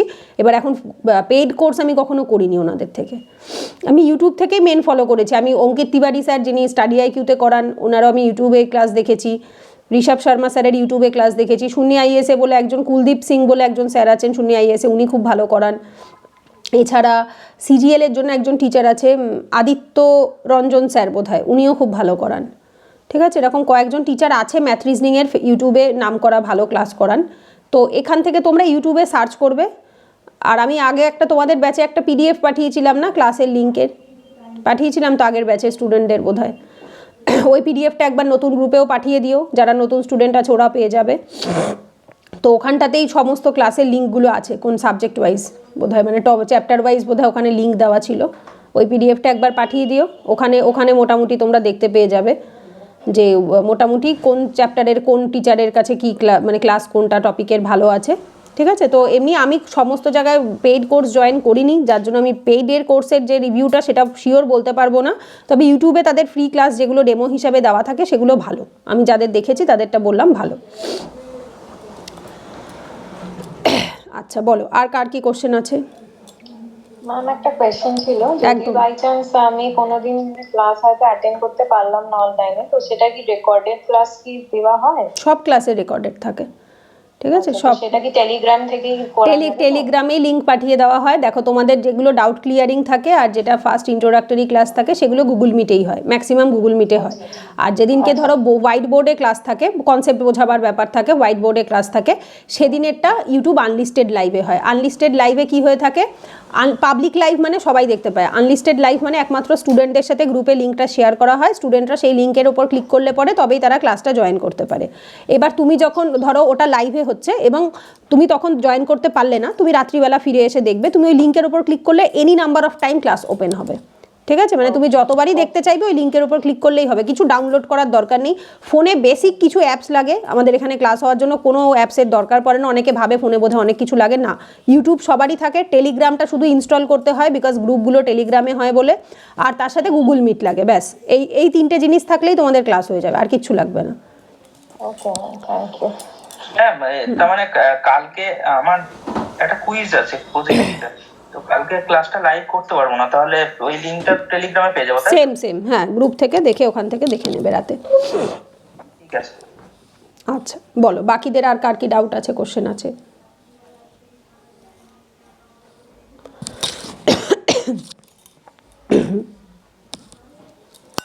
ম্যাম, ডাব্লিউবিসিএস সিলেবাস ইউপিএসসি থেকে কতটা আলাদা এখন? পুরনো সিলেবাসটা? হ্যাঁ ম্যাম। আলাদা বলতে 24-25 দেখো, সাবজেক্ট ওয়াইজ যদি দেখতে যাই, সাবজেক্ট ওয়াইজ অলমোস্ট সেম, ঠিক আছে? History, geography, polity, economics, environment, science and technology, current affairs, math, reasoning, English, Bengali, এইগুলো ওখানেও আছে এখানেও আছে, কমন সাবজেক্ট এগুলোই। এবার ইউপিএসসিতে এক্সট্রা কী কী থাকে একটু বলে দিই। ইউপিএসসিতে এথিক্স পেপার থাকে, যেটা ডাব্লিউবিসিএস এর পুরনো সিলেবাসে নেই। আচ্ছা, আর তার সাথে হচ্ছে ইন্টারনাল সিকিউরিটি, ডিজাস্টার ম্যানেজমেন্ট। আচ্ছা, তারপরে হচ্ছে জিএস 1-এর মধ্যে world history, social issue, post independence India. আর হচ্ছে জিএস 2-এর মধ্যে থাকে হচ্ছে ওটাকে কি বলে, IR, international relation, social justice. এই সাবজেক্টগুলো হচ্ছে এক্সট্রা, যেটা ইউপিএসসির মেন্সে থাকে, মেন্সে, প্রিলিমসেও নয়, ঠিক আছে? ইউপিএসসির মেন্সে থাকে। তো মেন্সে ইউপিএসসির মেন্সের থেকে একটু আলাদা হয়, কিন্তু যদি আমরা ইউপিএসসির প্রিলিমস দেখি আর ডাব্লিউবিসিএস এর প্রিলিমস মেন্স বোথ দেখি, ও তার সেম, সেরকম কিছু ডিফারেন্স থাকে না। অপশনাল সাবজেক্ট ওখানেও আছে এখানেও আছে, শুধু ডিফারেন্স কি, অপশনাল ডাব্লিউবিসিএস এর যারা সি আর ডি দেবে তাদের থাকে না, এ আর বিদের জন্যই শুধু থাকে। আর ইউপিএসসি তো ওরকম এ বি সি ডির কোনো ব্যাপার নেই, তোমাকে ইউপিএসসি মেন্স লিখতে গেলে অপশনাল রেডি করতেই হবে, ঠিক আছে? এইটাই যে বেসিক পার্থক্য। এখানে কেউ আছো যারা হচ্ছে সায়েন্স নিয়ে পড়েছো গ্র্যাজুয়েশন, বা হচ্ছে ইয়ে নিয়ে 11-12 এবং গ্র্যাজুয়েশন সায়েন্সের, তারা চাইলে ফরেস্টের এক্সামেও ফর্ম ফিল আপ করতে পারবে। যারা সায়েন্সের স্টুডেন্ট আছো তারা ফরেস্টের এক্সাম যেটা হয় সেটাতেও ফিল আপ করতে পারবে। ইউপিএসসির প্রিলিমস যেদিন হয় ওই একই প্রিলিমসের সাথে আরেকটা এক্সামেরও প্রিলিমস হয়, that is forest, Indian forest service, ঠিক আছে? সো ফরেস্টের এক্সামে যারা সায়েন্সের স্টুডেন্ট তারাই একমাত্র ফিল আপ করতে পারে, আদারওয়াইজ সিভিল সার্ভিস সবাই দিতে পারে, গ্র্যাজুয়েট হলেই হয়। ফরেস্টের এক্সাম দেওয়ার জন্য সায়েন্সের স্টুডেন্ট হতে হয়, তো যারা সায়েন্সের আছো তারা ওটাও এক্সামটা ফর্মটা ফিল আপ করতে পারো। এইটুকুই যা পার্থক্য, আদারওয়াইজ কমন সাবজেক্ট যেগুলো সেগুলো সবার জন্য সমান, তোমার মানে যারা ডাব্লিউবিসিএস দেবে, যারা ইউপিএসসি দেবে, সবার জন্য। যে বেসিক কয়েকটা বই যেগুলো আমি তোমাদের বলো। ইউপিএসসি তে যেমন 9টা পেপার থাকে, ডাব্লিউবিসিএস এ 9টা থাকে না, ডাব্লিউবিসিএস এ গ্রুপ এ বির জন্য 8টা পেপার থাকে, 1600 নাম্বারের মেন্স হয়, ঠিক আছে? 8টা পেপার থাকে। আর হচ্ছে ইন্টারভিউয়ের নাম্বারেও একটু ডিফারেন্স থাকে, ওখানে বোধহয় 275 নাম্বারে ইউপিএসসিতে ইন্টারভিউ হয়, আর এখানে 200 নাম্বার থাকে গ্রুপ এ বির জন্য, 150 থাকে সি এর জন্য, 100 থাকে ডি এর জন্য, এইটাই। এখানে গ্রুপ এ বি সি ডির মধ্যে এক্সামে একটু ডিফারেন্স থাকে, এ বি একরকম হয়, সি ডি একরকম হয়, ওখানে ওটা কোনো থাকে না, ওখানে সবার জন্য সমান থাকে। ইউপিএসসিতে সব এক্সামটা পুরোটাই সেম থাকে। এইবার কি হলো, তোমার র্যাঙ্ক এক একটা লেভেলে হলো, র্যাঙ্ক ওয়াইজ তুমি পোস্ট পেলে, কারোর র্যাঙ্ক 1 থেকে 100-র মধ্যে হলো সে আইএস পেলো, কেউ 200 হলো কেউ আইপিএস পেলো, কেউ 300-র ওপরে গেল আইআরএস হয়ে গেল। এবার যত তোমার র্যাঙ্ক পেছাতে থাকবে তোমার সার্ভিস বা পোস্ট তত পেছাতে থাকবে, বোঝা গেছে? আর এখানে তা নয়, এখানে ডাব্লিউবিসিএস এর ক্ষেত্রে কি হয়, ধরো তুমি গ্রুপ এ ক্রস করেছো, গ্রুপ এ পেলে, বাট ধরো তুমি গ্রুপ এ বি পেলে না, তুমি গ্রুপ সি পেয়ে যাবে যদি তোমার অপশনাল সাবজেক্ট বাদ দিয়ে তুমি কাট অফ ক্রস করো তবেই। গ্রুপ সি ডি এর জন্য কোনো অপশনাল সাবজেক্ট থাকে না, এ বিতে অপশনাল সাবজেক্ট থাকে। টোটাল এখানে 8টা পেপার থাকে, মানে গ্রুপ এ বির কথা বলছি, WBCS এর 8টা পেপার থাকে, 2টো অপশনাল পেপার, 2টো ইংলিশ বেঙ্গলি পেপার, আর বাকি 4টে জিএস পেপার। আর এই যে 4টে জিএস বলা হয় না, জিএস এর মধ্যে ওরা ম্যাথ রিজনিংটাকেও একটা জিএস পেপার হিসাবেই ধরে, বোঝা গেছে? একটা পেপারে হিস্ট্রি জিওগ্রাফি, একটাতে পলিটি ইকোনমিক্স, একটাতে environment science and tech current affairs, একটাতে ম্যাথ রিজনিং। এই গেল 4টে পেপার, তার সাথে ইংলিশ বেঙ্গলি 2টো পেপার, আর হচ্ছে অপশনাল পেপার 2টো। তাহলে টোটাল কটা হলো? 8টা পেপার। এইবার এই WBCS এই 8টা পেপারের মধ্যে 50% MCQ, 50% answer writing. English Bengali লিখতে হয়, অপশনাল পেপারও লিখতে হয়, ডেসক্রিপটিভ কোশ্চেন অ্যান্সার লিখতে হয়, ঠিক আছে? তার মানে এই 1600-র মধ্যে 800 নাম্বার তোমার ডেসক্রিপটিভ লিখতে হচ্ছে, 800 নাম্বারের MCQ সলভ করতে হচ্ছে। এই যে MCQটা সেইটা হচ্ছে ওই বাকি 8টা পেপারের। হিস্ট্রি জিওগ্রাফি একটা পেপার, পলিটি ইকোনমিক্স একটা পেপার, 200 200 400 গেল, আবার আরও 200 200 400 হচ্ছে একটাতে environment science and tech current affairs, GK যেগুলো থাকে একসাথে, ওই পেপারটা গেল, আর একটা ম্যাথ রিজনিং গেল। ইভেন এখানে ম্যাথ রিজনিংও তোমাদেরকে MCQই থাকবে পুরনো সিলেবাসে, বোঝা গেছে? পুরনো সিলেবাসে ম্যাথ রিজনিং MCQ পেপারে। তো তার মানে আমি 1600-র মধ্যে 800-র জন্য আমাকে MCQ প্র্যাকটিস করতে হচ্ছে, 800-র জন্য আমাকে অ্যান্সার রাইটিং প্র্যাকটিস করতে হচ্ছে। সো WBCS না তুমি ভার্সেটাইল হবে। হ্যাঁ বলো ম্যাম। বলছি যে ইউপিএসসি বেঙ্গলি ভার্সনে দিয়ে কেউ ক্র্যাক করেছে? ইউপিএসসি বেঙ্গলি ভার্সনে দিয়ে কেউ ক্র্যাক করেছে কিনা? একজন স্যার করেছিলেন 2006 সালে, তন্ময় স্যার। ওনার টাইটেলটা আমি ভুলে গেছি, তন্ময় চক্রবর্তী বা তন্ময় ভট্টাচার্য, আমি নামটা এখন মনে নেই। তন্ময় স্যার বলে ইউটিউবে সার্চ করলে যদি পাও, আমি কখনো দেখিনি কোনো ভিডিও, বাট আমার শোনা, অনেকের কাছেই শুনেছি, অনেক স্যার ম্যাডামদের মুখেও শুনেছি। আচ্ছা আচ্ছা, তাহলে হ্যাঁ, উনি 2006 সালে বেঙ্গলি ভার্সনে মেন্স লিখে পাশ করেছিলেন, ঠিক আছে? উনি ওনার পরে আর কেউ করেছেন কিনা আমি বলতে পারবো না, কারণ কখনো শুনিনি, ওনারটাই লাস্ট শুনেছি 2006 সালে। 2006-এ একজন ইউপিএসসি বেঙ্গলিতে লিখে পাশ করেছিলেন। বেঙ্গলিতে দিলে ভালো হবে না ইংলিশে? এটা আগেই ডিসাইড করো না, আমি তোমাদেরকে বলবো যারা একদম বিগিনার আছো তো এই মুহূর্তে ডিসাইড করার দরকার নেই। তার কারণ হচ্ছে তোমরা আগে পড়াশোনা স্টার্ট করো, ইংলিশ বাংলা দুটো পড়তে পড়তেই স্টার্ট করো। এইবার দেখো আস্তে আস্তে ইংলিশ ইমপ্রুভ হয় কি না, বোঝা গেছে? কারণ আমি ওই যে ফার্স্টেই তোমাকে বললাম যে ইংলিশ তো এমনিই শিখতে হচ্ছে তোমাকে। যদি দেখো যে হ্যাঁ ইংলিশ শিখে আমার ইংলিশ ইমপ্রুভ হয়ে গেছে, আমি লিখতে পারছি, তাহলে ইংলিশে দিও। আর যদি দেখো যে না আমার ইংলিশ ইমপ্রুভ হয়নি, আমার পড়ার পরেও ওই বেসিক প্রিলিমসটুকুই হবে, মেন্সের লেখার মতো আমার সেই অবস্থা হচ্ছে না, তখন বাংলায় দিও। কারণ তোমরা তো এখনই এক্সাম দিচ্ছ না, 28-29 সালে গিয়ে এক্সাম দেবে বললে, তো এখনও এক্সাম দিতে 3-4 বছর সময় রয়েছে। এবার এত তাড়াহুড়ার কোনো দরকার নেই, এখন বই পড়তে স্টার্ট করো। বই বাংলাতেও দেওয়া হচ্ছে, ইংলিশেও নোট প্রোভাইড করা হচ্ছে, দুটোই থাকছে নোট, ইংলিশ বেঙ্গলি দুটোতেই দেওয়া হচ্ছে। এবার তোমার যেটাই সুবিধা হচ্ছে তুমি সেটা দিয়ে পড়ে নাও, বোঝা গেছে? তো তুমি সেটা দিয়ে পড়ে নাও, বা দরকার হলে দুটো দিয়েই পড়ে নাও, একবার ইংলিশটা দিয়ে পড়ো, একবার বাংলাটা দিয়ে পড়ো, যাতে কি কনসেপ্টটা ক্লিয়ার হয়ে যায় যে ইংলিশে যেটা লেখা আছে ও এটাই, তার মানে এটার বাংলা মানে। তো সুতরাং এই মুহূর্তে ডিসাইড করো না, আগে যারা একদম বিগিনার আছো আগে পড়াটা স্টার্ট করো। মিনিমাম 6 মাস 1 বছর যখন পড়াশোনার মধ্যে থাকবে, নিজেই বুঝতে পারবে যে তোমার ইংলিশ ইমপ্রুভ হচ্ছে কিনা। যদি দেখো যে হ্যাঁ আমার ইংলিশ ইমপ্রুভ হয়েছে, আমি ইংলিশটা কমপ্লিট করতে পারছি, যেমন ধরো এই তোমাদের যেটা বললাম, তোমাদের ইংলিশ ভার্সনের যে ইংলিশের যে ব্যাচটা, ইংলিশ বেঙ্গলি এসের ব্যাচটা, ওটা এই মার্চ থেকে ধরো অক্টোবর বা সেপ্টেম্বর অবধি চলবে, দুর্গাপুজোর আগে কমপ্লিট হয়ে যাবে। এবার তখন তুমি ডিসাইড করো অক্টোবর মাসে যে হ্যাঁ আমার কমপ্লিট হয়ে গেছে, এইবার আমি ডিসাইড করি যে আমি ইংলিশে দেবো না বাংলায় দেবো। কারণ ওই কোর্সটা কমপ্লিট হওয়ার পরে এইটুকু বুঝতে পারবে যে তোমার ইংলিশ কোন লেভেলে আছে, কারণ ওটা যতদিন না হচ্ছে ততদিন তোমাদের পক্ষেও বোঝা মুশকিল যে ইংলিশটা কতটা ভালো আছে না মন্দ আছে। তো যার জন্য এখন আপাতত দুটো থেকেই একবার করে রিডিং পড়তে থাকো, মুখস্থ কোনোটার থেকেই কনফার্ম করার দরকার নেই। আর যদি করতেই হয় ইংলিশটার থেকে করো, কারণ প্রিলিমসটা সবাইকে ইংলিশটাতেই দিতে হবে, ঠিক আছে? প্রিলিমস সবাইকে ইংলিশেই দিতে হবে, প্রিলিমসে কারোর কাছে কোনো অপশান নেই। প্রিলিমসের কোশ্চেন ইংলিশেই থাকবে ইউপিএসসির, WBCS হলে বাংলা ইংলিশ দুটোই থাকে। আবারও বলে দিচ্ছি, WBCS এর কোশ্চেন প্রিলিমসের ইংলিশ বেঙ্গলি দুটোই থাকে। মেন্সের কোশ্চেন WBCS এর শুধুমাত্রই ইংলিশে থাকে। মেন্সের কোশ্চেন WBCS এর মেন্সের কোশ্চেন কিন্তু শুধুমাত্রই ইংলিশে থাকে। তো পড়ে বুঝতে না পারলে কিন্তু অ্যান্সার পাওয়াটা মুশকিল হয়ে যাবে। তো পড়ে মানে বোঝার জন্য বেসিক ইংলিশ জানতে হবে। তো আগে ইংলিশ রেডি করো, যদি দেখো যে হ্যাঁ ভালো রেডি হচ্ছে তখন চেষ্টা করো অ্যান্সার রাইটিং করার। যদি একান্তই অ্যান্সার রাইটিং না হয় বা না পারো তখন বাংলায় লেখার চেষ্টা করো, বা দরকার হলে দুটোই লেখো, একবার বাংলায় লেখো একবার ইংলিশে লেখো। দেখো এবার লেখা দেখাও, অ্যান্সার রাইটিং লিখে আমাকে দেখাও, তারপর আমি দেখে বলবো যে না তোমার ইংলিশ ভালো হচ্ছে না বাংলা ভালো হচ্ছে। যদি দেখি ইংলিশ খুবই খারাপ হচ্ছে আমি বলে দেবো যে না ইংলিশে দেওয়ার দরকার নেই, বাংলাতেই দাও। কিন্তু ট্রাই দুটোর জন্যই করতে হবে সবাইকে, প্রথম চেষ্টাটা সবাইকেই দুটোর জন্যই করতে হবে।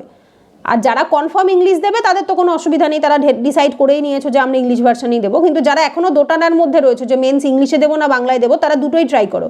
লিখলে দুটোতেই লেখো, পড়লে দুটোতেই পড়ো, করে দেখো কোনটা। এবার এটা 6 মাস করার পরেই বুঝতে পারবে যে কোনটায় তোমার কমফোর্টেবল হচ্ছে, কোনটায় লেখা ভালো হচ্ছে, তখন ডিসাইড করবে। ঠিক আছে ম্যাম, একটা কোয়েশ্চেন ছিল। বল। স্ট্যান্ডার্ড বুকে যে যে সব মানে চ্যাপ্টার্স গুলো আছে, মানে প্রত্যেকটা সাবজেক্টের বলছি আমি, যে যে চ্যাপ্টার্স গুলো আছে, তো অল চ্যাপ্টার্স গুলো পড়তে হয় নাকি জাস্ট সিলেবাসে যেগুলো দেওয়া থাকে সেগুলো জাস্ট চ্যাপ্টার গুলো পড়তে হবে? না, বইগুলো বানানোই হয় এভাবে যাতে তোমাদের পুরোটা পড়তে হয়, বোঝা গেছে? ওই বইগুলো অন্য কিছুর জন্য বানানো হয় না, ওই বইগুলো স্পেসিফিক আমি খুব কনফিউজ। না, ওই বইগুলো বানানোই হয়েছে স্পেসিফিক্যালি ইউপিএসসির জন্য। ওই বইগুলো ইউপিএসসি ডাব্লিউবিসিএস এর জন্যই বানানো হয়। তার মানে কি প্রিভিয়াস ইয়ার প্রশ্ন দেখেই বানানো হয়েছে, প্রিভিয়াস ইয়ারে কোশ্চেনগুলো এসছে সেই জন্যই বানানো হয়েছে। এবং তোমাদেরকে পড়তেও হয়, ম্যাক্সিমামটা 90% বইয়ের পড়তে হয়। আবারও আমি বলছি, যে কোনো বইয়ের 80 to 90% সবাইকে পড়তে হয়। বাকি 10% বা 20% যেটা রইলো সেটা কেউ পারে পড়ে উঠতে, কেউ পারে না। কিন্তু 80% অবধি সবাইকে সেম পড়তে হবে। ধরো যদি 20টা চ্যাপ্টার থাকে, 18টা চ্যাপ্টার সবাইকে পড়তে হয়, 18টা চ্যাপ্টার সবাইকে পড়তে হয়। এবার নিশ্চয়ই তো কোনো স্ট্র্যাটেজি আছে পড়ার, তো জাস্ট এমনি লাইন বাই লাইন পড়া বা এন্ড অল দ্যাট? না না না, লাইন বাই লাইন পড়লে হবে না। ওটা তোমাদের প্রথম একবার পড়ার একটা রিডিং ইসের একটা পদ্ধতি আছে মুখস্থ করার। ধরো প্রথম দুবার তুমি বই থেকে রিডিং পড়ছো, প্রথমবার আমি বলে দিচ্ছি, দরকার হলে লিখে নিতে পারো বা রেকর্ডেড ক্লাস থাকবে পরে দেখে নিতে পারবে। প্রথমবার বই ধরবে, ধরে রিডিং পড়বে, গল্পের মতো রিডিং পড়বে, কিছু মানে বুঝবে না, বাট রিডিংটা পড়ে নেবে। পরের বারটা পেন্সিল নিয়ে বসবে, যে একটু থেমে থেমে পড়বো, আর যেখানে যেখানে যে যে ওয়ার্ডের মানে জানি না সেই ওয়ার্ডগুলোকে আন্ডারলাইন করবো, পেন দিয়ে হোক বা পেন্সিল দিয়ে হোক আন্ডারলাইন করবো। করার পরে ফোনে একটা অ্যাপস হয় বাংলা ডিকশনারি বলে, এটা গুগল প্লে স্টোরে পেয়ে যাবে, বাংলা ডিকশনারি। ঠিক আছে, অফলাইন, নেটও লাগে না, ওটা ওই অ্যাপসটা ইউজ করার জন্য নেটও লাগবে না, অফলাইন বাংলা ডিকশনারি পেয়ে যাবে। ওটা অ্যাপসটা ডাউনলোড করে রাখবে। যে ওয়ার্ডটার মানে জানো না সেই ওয়ার্ডটা ওইখানটাতে দেবে, যদিও তোমাদের বাংলা ভাষার নোট দিয়ে দেওয়া হবে, সেখানে লেখা থাকবে, বাট স্টিল নিজেরা এফোর্টস দিলে কিভাবে করবে বলে দিচ্ছি। আমি ইংলিশ ভার্সনই আমি মানে প্রেফার করব, বিকজ আমি ইংলিশ মিডিয়ামেরই স্টুডেন্ট। তাহলে তো দরকার নেই, ইংলিশ টু ইংলিশ হয়, ইংলিশ টু ইংলিশও আছে, একদম একদম আছে আছে। এবং ওই বাংলা ডিকশনারি যেটা বললাম, বুঝতে অসুবিধা হলে দেন আমি বাংলাতে যাই, যে একদম যে করি না সেটা না। তো মানে যেহেতু আমি ইংলিশ মিডিয়ামেরই স্টুডেন্ট, আমি তাহলে দরকার, হ্যাঁ তোমার দরকার পড়বেও না আশা করি। ইংলিশ মিডিয়াম হলে এমনি মানে ক্লিয়ার হয়েই যাবে আশা করছি।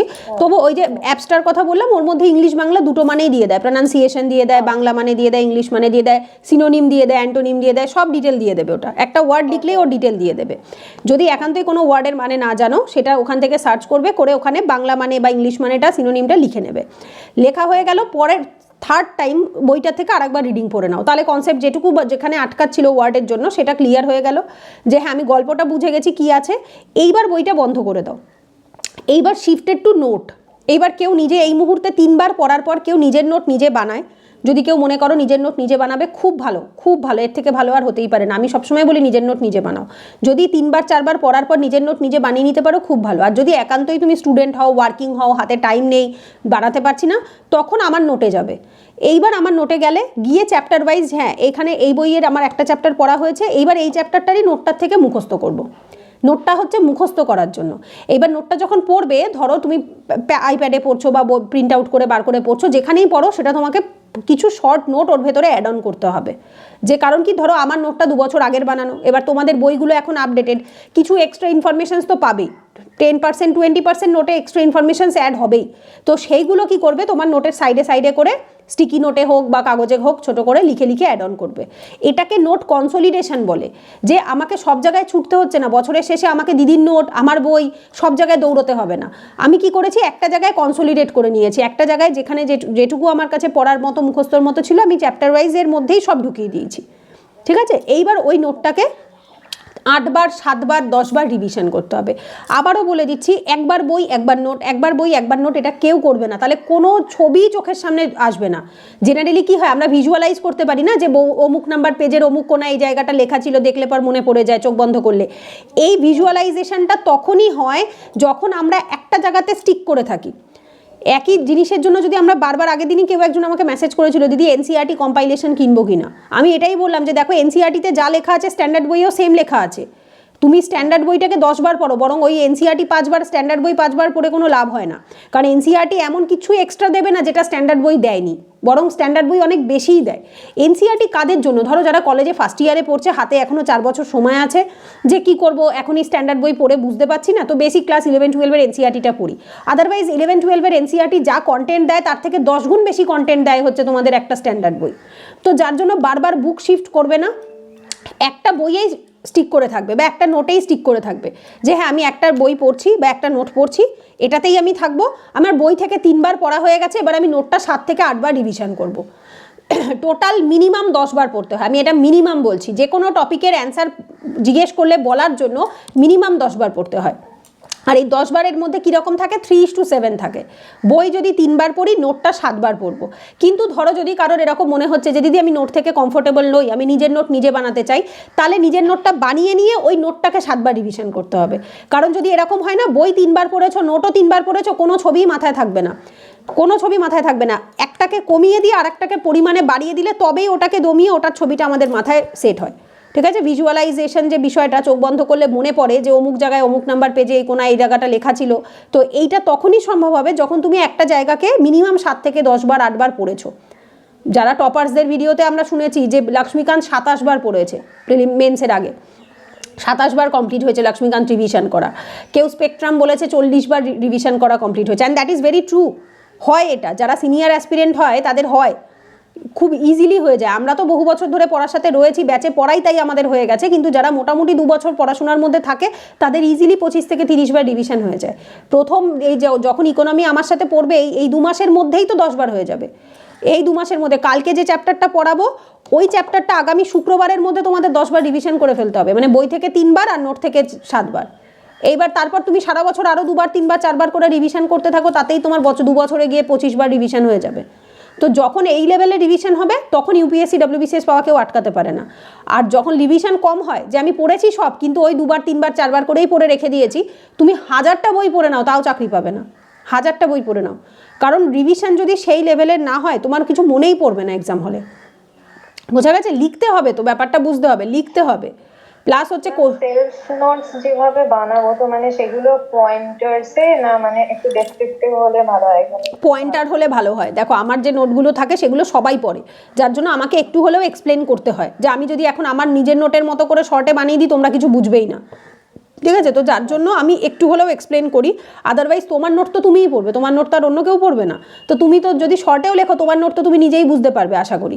তো সুতরাং নিজের নোটটাকে সবসময় নিজের মতোই রাখতে হয়, যে আমার এত ডিটেল লেখার দরকার নেই, আমি পয়েন্টটা মনে করিয়ে দিলেই আমি পারবো পরেরটা বলতে। তো সুতরাং আমি পয়েন্টগুলোই লিখবো। আর হচ্ছে নিজের নোট অনেকে কীভাবে বানায় আমি বলে দিই, সেটা হচ্ছে যেটা মুখস্থ হয় না সেটারই নোট বানায়। যেমন ছোটোবেলায় মায়েরা বলতো না, পড়ে পড়ে লেখ, লিখে লিখে পড়, মানে যেটা মুখস্থ হচ্ছে না বারবার পড়ে পড়ে লিখে ফেল। তো ওই যেগুলো দেখবে যে অনেক সময় হয় না যে বারবার পড়ছি তাও মনে থাকছে না, সেইগুলোর জন্য আমাদের লিখলে ভালো হয়। আর যেগুলো ধরো একবার রিডিং করলে পর মনে থাকে, সেগুলো দরকার পড়ে না। ঠিক আছে? যেমন ধরো অশোকের শিলালিপি, 14টা শিলালিপি আছে। এবার ধরো যদি কারোর এগুলো পরপর গুলিয়ে ফেলে কেউ, যে আমি মনে রাখতে পারি না অশোকের 14টা শিলালিপির কী কী টপিক আছে, তো সে এটা মুখস্থ করে লিখতে পারে। ধরো কাউকে জিজ্ঞেস করলো কলিঙ্গ যুদ্ধ কবে হয়েছে, এটা আশা করি কেউ ভুলে যাবে না, যে একবার ইতিহাস পড়েছে কলিঙ্গ যুদ্ধের ডেট ভুলবে না। মানে কি, কিছু জিনিস থাকে সহজ, সেটার জন্য যদি আবার ডবল করে আমি নোট বানাই, ওটা একটা বোকামো হয়ে যাবে, ওটা তো আমার একবার মুখস্থ হয়েই গেছে। আর কিছু জিনিস থাকে যে না আমার মনে পড়ছে না, অনেকবার পড়ে ফেলেছি তাও আমি ভুলে যাচ্ছি, তখন আমি সেটার জন্য নোট বানালাম। ঠিক আছে? তো এইবার আমাদের নোটে এটা হয় না, আমাদের নোটে সহজটাও থাকে কঠিনটাও থাকে, কারণ ওটার ওপর তোমরা রিলাই করছো না, ওটার ওপর ভরসা করে তোমরা সারা বছর রিভিশন করছো। তো আমি ওখানে কিছু বাদ দিতে পারবো না, আমি যদি বাদ দিই তাহলে তুমি তো ওটা না পড়েই চলে যাবে এক্সামে। এবার তারপর যদি ওখান থেকে কোশ্চেন আসে, তুমি বলবে দিদির নোটেই নেই ওটা। তো যার জন্য এটা আমাদের নোটে বা কোনো কোচিংয়ের নোটে এটা করা পসিবল হয় না। কিন্তু যখন কেউ সেলফ নোট বানায়, যে সে নিজের দায়িত্ব নিজে নিচ্ছে, যে হ্যাঁ আমার নোট আমি বানিয়ে নেবো, তখন সে যেটুকু দরকার সেটুকু বানিয়ে নেবে, আর যেটা লাগবে না সে স্কিপ করে যাবে। ঠিক আছে? ঠিক আছে, থ্যাংক ইউ। ঠিক আছে, আচ্ছা বলো আর কার কি কোশ্চেন আছে, ডাউট আছে? বই এনভায়রনমেন্টের বই এখনই যদি কেউ কিনতে চাও কিনতে পারো, অসুবিধা নেই। যদি না কেনো, ফিনান্সিয়াল অসুবিধা থাকলে 2 মাস পরেও কিনতে পারো। কারণ আমি আবার একজন বোধহয় আমাকে মেসেজ করেছিল, দিদি সব বই এখনই কিনতে হবে কি না। না, সব বই একসাথে কেনার কোনো দরকার নেই, যার যেরকম ফিনান্সিয়াল অবস্থা সে সেইভাবে কিনবে। যদি মনে করো একবারে কিনতে পারছো খুব ভালো, কিন্তু একবারে কেনাটা একটা বোকামো। বইগুলো আপডেট হয়, প্রত্যেক বছর আপডেট হয়। এবার তুমি একবারে এই মুহূর্তে সব কিনে ফেললে তো, যেই শুরু হবে যে সাবজেক্টটা ধরো 6 মাস পরে, এবার তখন তোমার 6 মাসের আগে একটা নতুন একটা আপডেট ভার্সন বেরিয়ে গেল, তখন তোমার নিজেরই খারাপ লাগবে যে আমার বন্ধুর কাছে আপডেটেডটা রয়েছে, আমি পুরোনো ভার্সন দিয়ে পড়ছি, তখন মানুষ মনে হবে কেন তখন একসাথে সব কিনতে গেলাম, বোকামো করলাম। তো যার জন্য যখন যে সাবজেক্টটা শুরু হচ্ছে তার আগে আগে সেই বইটা কিনে নেবে, ঠিক আছে? তাহলে এখন ইকোনমি দিয়ে চলবে, এরপর 2 মাস জানুয়ারি ফেব্রুয়ারি ইকোনমি চলবে, মার্চ এপ্রিল এনভায়রনমেন্ট চলবে, তুমি মার্চের শুরুর আগে তুমি এনভায়রনমেন্ট কিনে নেবে, দেন তারপরে অন্য একটা সাবজেক্ট শুরু হবে সেই সাবজেক্টটা কিনে নেবে, ঠিক আছে? এইভাবে করে যখন যেটা শুরু হয় তখন সেটা কিনে নিলেই হয়। ম্যাম ইকোনমির রাইটার কে হবে, মানে বইয়ের স্ট্যান্ডার্ড বুকের? ইউপিএসসি তো ইউপিএসসি, হ্যাঁ। বিবেক সিং এর দুটো বই হয়, দুটো বই কিনে নিতে পারো, একটা হচ্ছে এমসিকিউ আর একটা হচ্ছে ডেসক্রিপটিভ, ঠিক আছে? দুটো বই একসাথে হয়, ওই দুটো একসাথে কিনলেই ভালো হয়, কারণ ওটা চ্যাপ্টার ওয়াইজ এমসিকিউ পাবে তুমি ওখানে। মানে ধরো তুমি বিবেক সিং এর চ্যাপ্টার 1 পড়া হয়ে গেলে চ্যাপ্টার 1 এর এমসিকিউ সলভের জন্য আলাদা একটা বই আছে, ওখান থেকে সলভ করে নিতে পারবে। আচ্ছা, মানে দুটোই বিবেক সিং আছে? হ্যাঁ, দুটোই বিবেক সিং। ইভেন লক্ষ্মীকান্তেও পলিটিতেও তাই আছে, পলিটি যেমন ডেসক্রিপটিভ বই আছে তেমন পলিটি লক্ষ্মীকান্তের এমসিকিউ এর বইও আছে অবজেক্টিভ, যে একটা চ্যাপ্টার পড়া হয়ে গেলে তুমি ওই চ্যাপ্টার থেকে আবার এমসিকিউ সলভ করে নিতে পারবে। এছাড়া আর একটা পাবলিকেশন আছে ইনসাইট পাবলিকেশন বলে, গুগলে অ্যামাজনে সার্চ করে পেয়ে যাবে, ইনসাইট আইএস বলে একটা ওয়েবসাইট আছে। ইনসাইট আইএস এর চ্যাপ্টার সাবজেক্ট ওয়াইজ এমসিকিউ এর বই আছে ইনসাইট আইএস এর। ওটা কি অল সাবজেক্ট? সব সাবজেক্টের আলাদা আলাদা বই আছে, হ্যাঁ, হিস্ট্রি, জিওগ্রাফি, পলিটি, ইকোনমিক্স সব সাবজেক্টের আলাদা আলাদা এমসিকিউ এর, যে চ্যাপ্টার ওয়াইজ, যে এই চ্যাপ্টারটা সলভ করলাম, করার পরে আমি মানে পড়ার পর আমার যে পড়াটা আদৌ হয়েছে কি হয়নি সেটা তো বুঝতে হবে প্র্যাকটিস করে, তো সেটার জন্য ওই এমসিকিউ এর বইগুলো আছে। আর একটা অ্যাপস আছে, ওই অ্যাপসটা সবাই ইনস্টল করে নেবে, অল ইউপিএসসি পেপারস বলে, ঠিক আছে? অল ইউপিএসসি পেপারস, রেডের মধ্যে হোয়াইট দিয়ে লেখা, দেখবে ক্রোমে ইয়েতে প্লে স্টোরে সার্চ করো, ওটাতে কি মানে প্রিভিয়াস কোশ্চেন প্রোভাইড করা হয়? সব প্রিভিয়াস ইয়ার কোশ্চেন ওখানে পেয়ে যাবে, প্রিলিমসের, মেন্সের, অপশনাল, ইংলিশ, বেঙ্গলি, যাবতীয় যা পেপার হয় ইউপিএসসিতে সব প্রিভিয়াস ইয়ার কোশ্চেন পেয়ে যাবে। ডাব্লিউবিসিএস এরটার জন্য বই কিনতে হয়, ডাব্লিউবিসিএস এর এরকম অ্যাপস নেই, ডাব্লিউবিসিএস স্ক্যানার বলে একটা বই আছে যার ভেতর প্রিভিয়াস ইয়ার কোশ্চেন সব পেয়ে যাবে, ঠিক আছে? ডাব্লিউবিসিএস স্ক্যানার, ডাব্লিউবিসিএস এর ক্ষেত্রে স্ক্যানার, দুটো ভলিউম আছে, ভলিউম 1 ভলিউম 2, ওখানে প্রিভিয়াস ইয়ার কোশ্চেন পেয়ে যাবে। আর ইউপিএসসির গুলোর ক্ষেত্রে বইও কিনতে পারো বা পিডিএফ ফরম্যাটে প্লে স্টোরে যে কোনো অ্যাপস আছে অ্যাপসে পেয়ে যাবে। এটা রেডের মধ্যে হোয়াইট দিয়ে লেখা অল ইউপিএসসি পেপারস বলে, ওই অ্যাপসটা ইনস্টল করে নেবে, ওর ভেতরে সমস্ত কিছু পেয়ে যাবে। আচ্ছা, আর কারোর কোনো কোশ্চেন ডাউট থাকলে বলবে।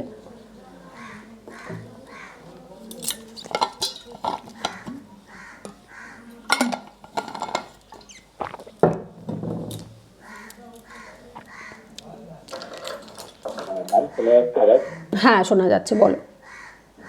দেখছেন যে ডব্লিউবিসিএস এবং ইউপিএসসি নিয়ে প্রিলিমসে একটা ইনস্টিটিউটে মেন্সের রাইটিং এর প্যাটার্ন কি এক্সপেকটেশন আলাদা আছে, মানে ওরা আমার থেকে কি এক্সপেক্ট করছে ইউপিএসসি এবং ডব্লিউবিসিএস? তোমার কথাটা না একটু ইয়ে হচ্ছে, মানে প্রপার পরিষ্কার আসছে না, একটু স্পিকারটা মুখ থেকে একটু দূরে সরিয়ে বলো দেখি, মনে হয় নিঃশ্বাসটা আসছে বেশি। হ্যালো, হ্যাঁ এবার আসছে ঠিকঠাক, বলো। ব্লুটুথে ছিল ওই জন্য। ঠিক আছে, ডব্লিউবিসিএস এবং ইউপিএসসির প্রিলিমসে তো এমসিকিউ হয়, বাট মেন্সের যে রিটেনের পার্টটা, মানে আমাকে রিটেন লিখতে হবে, ওদের এক্সপেকটেশনটা কি ডিফারেন্ট? মানে বিকজ সিলেবাস তো ডব্লিউবিসিএস এর আগেরটাই থাকছে। ডাব্লিউবিসিএস এর আর ইউপিএসসির মেন্সের এক্সপেকটেশনস, মানে যারা কপি চেক করছেন তাদের কি আলাদা কিনা? আচ্ছা দেখো, ডাব্লিউবিসিএস এর ডেসক্রিপটিভ পুরনো সিলেবাসে শুধু 4টে পেপারই হচ্ছে, ইংলিশ বেঙ্গলি 2টো পেপার, অপশনালের 2টো পেপার।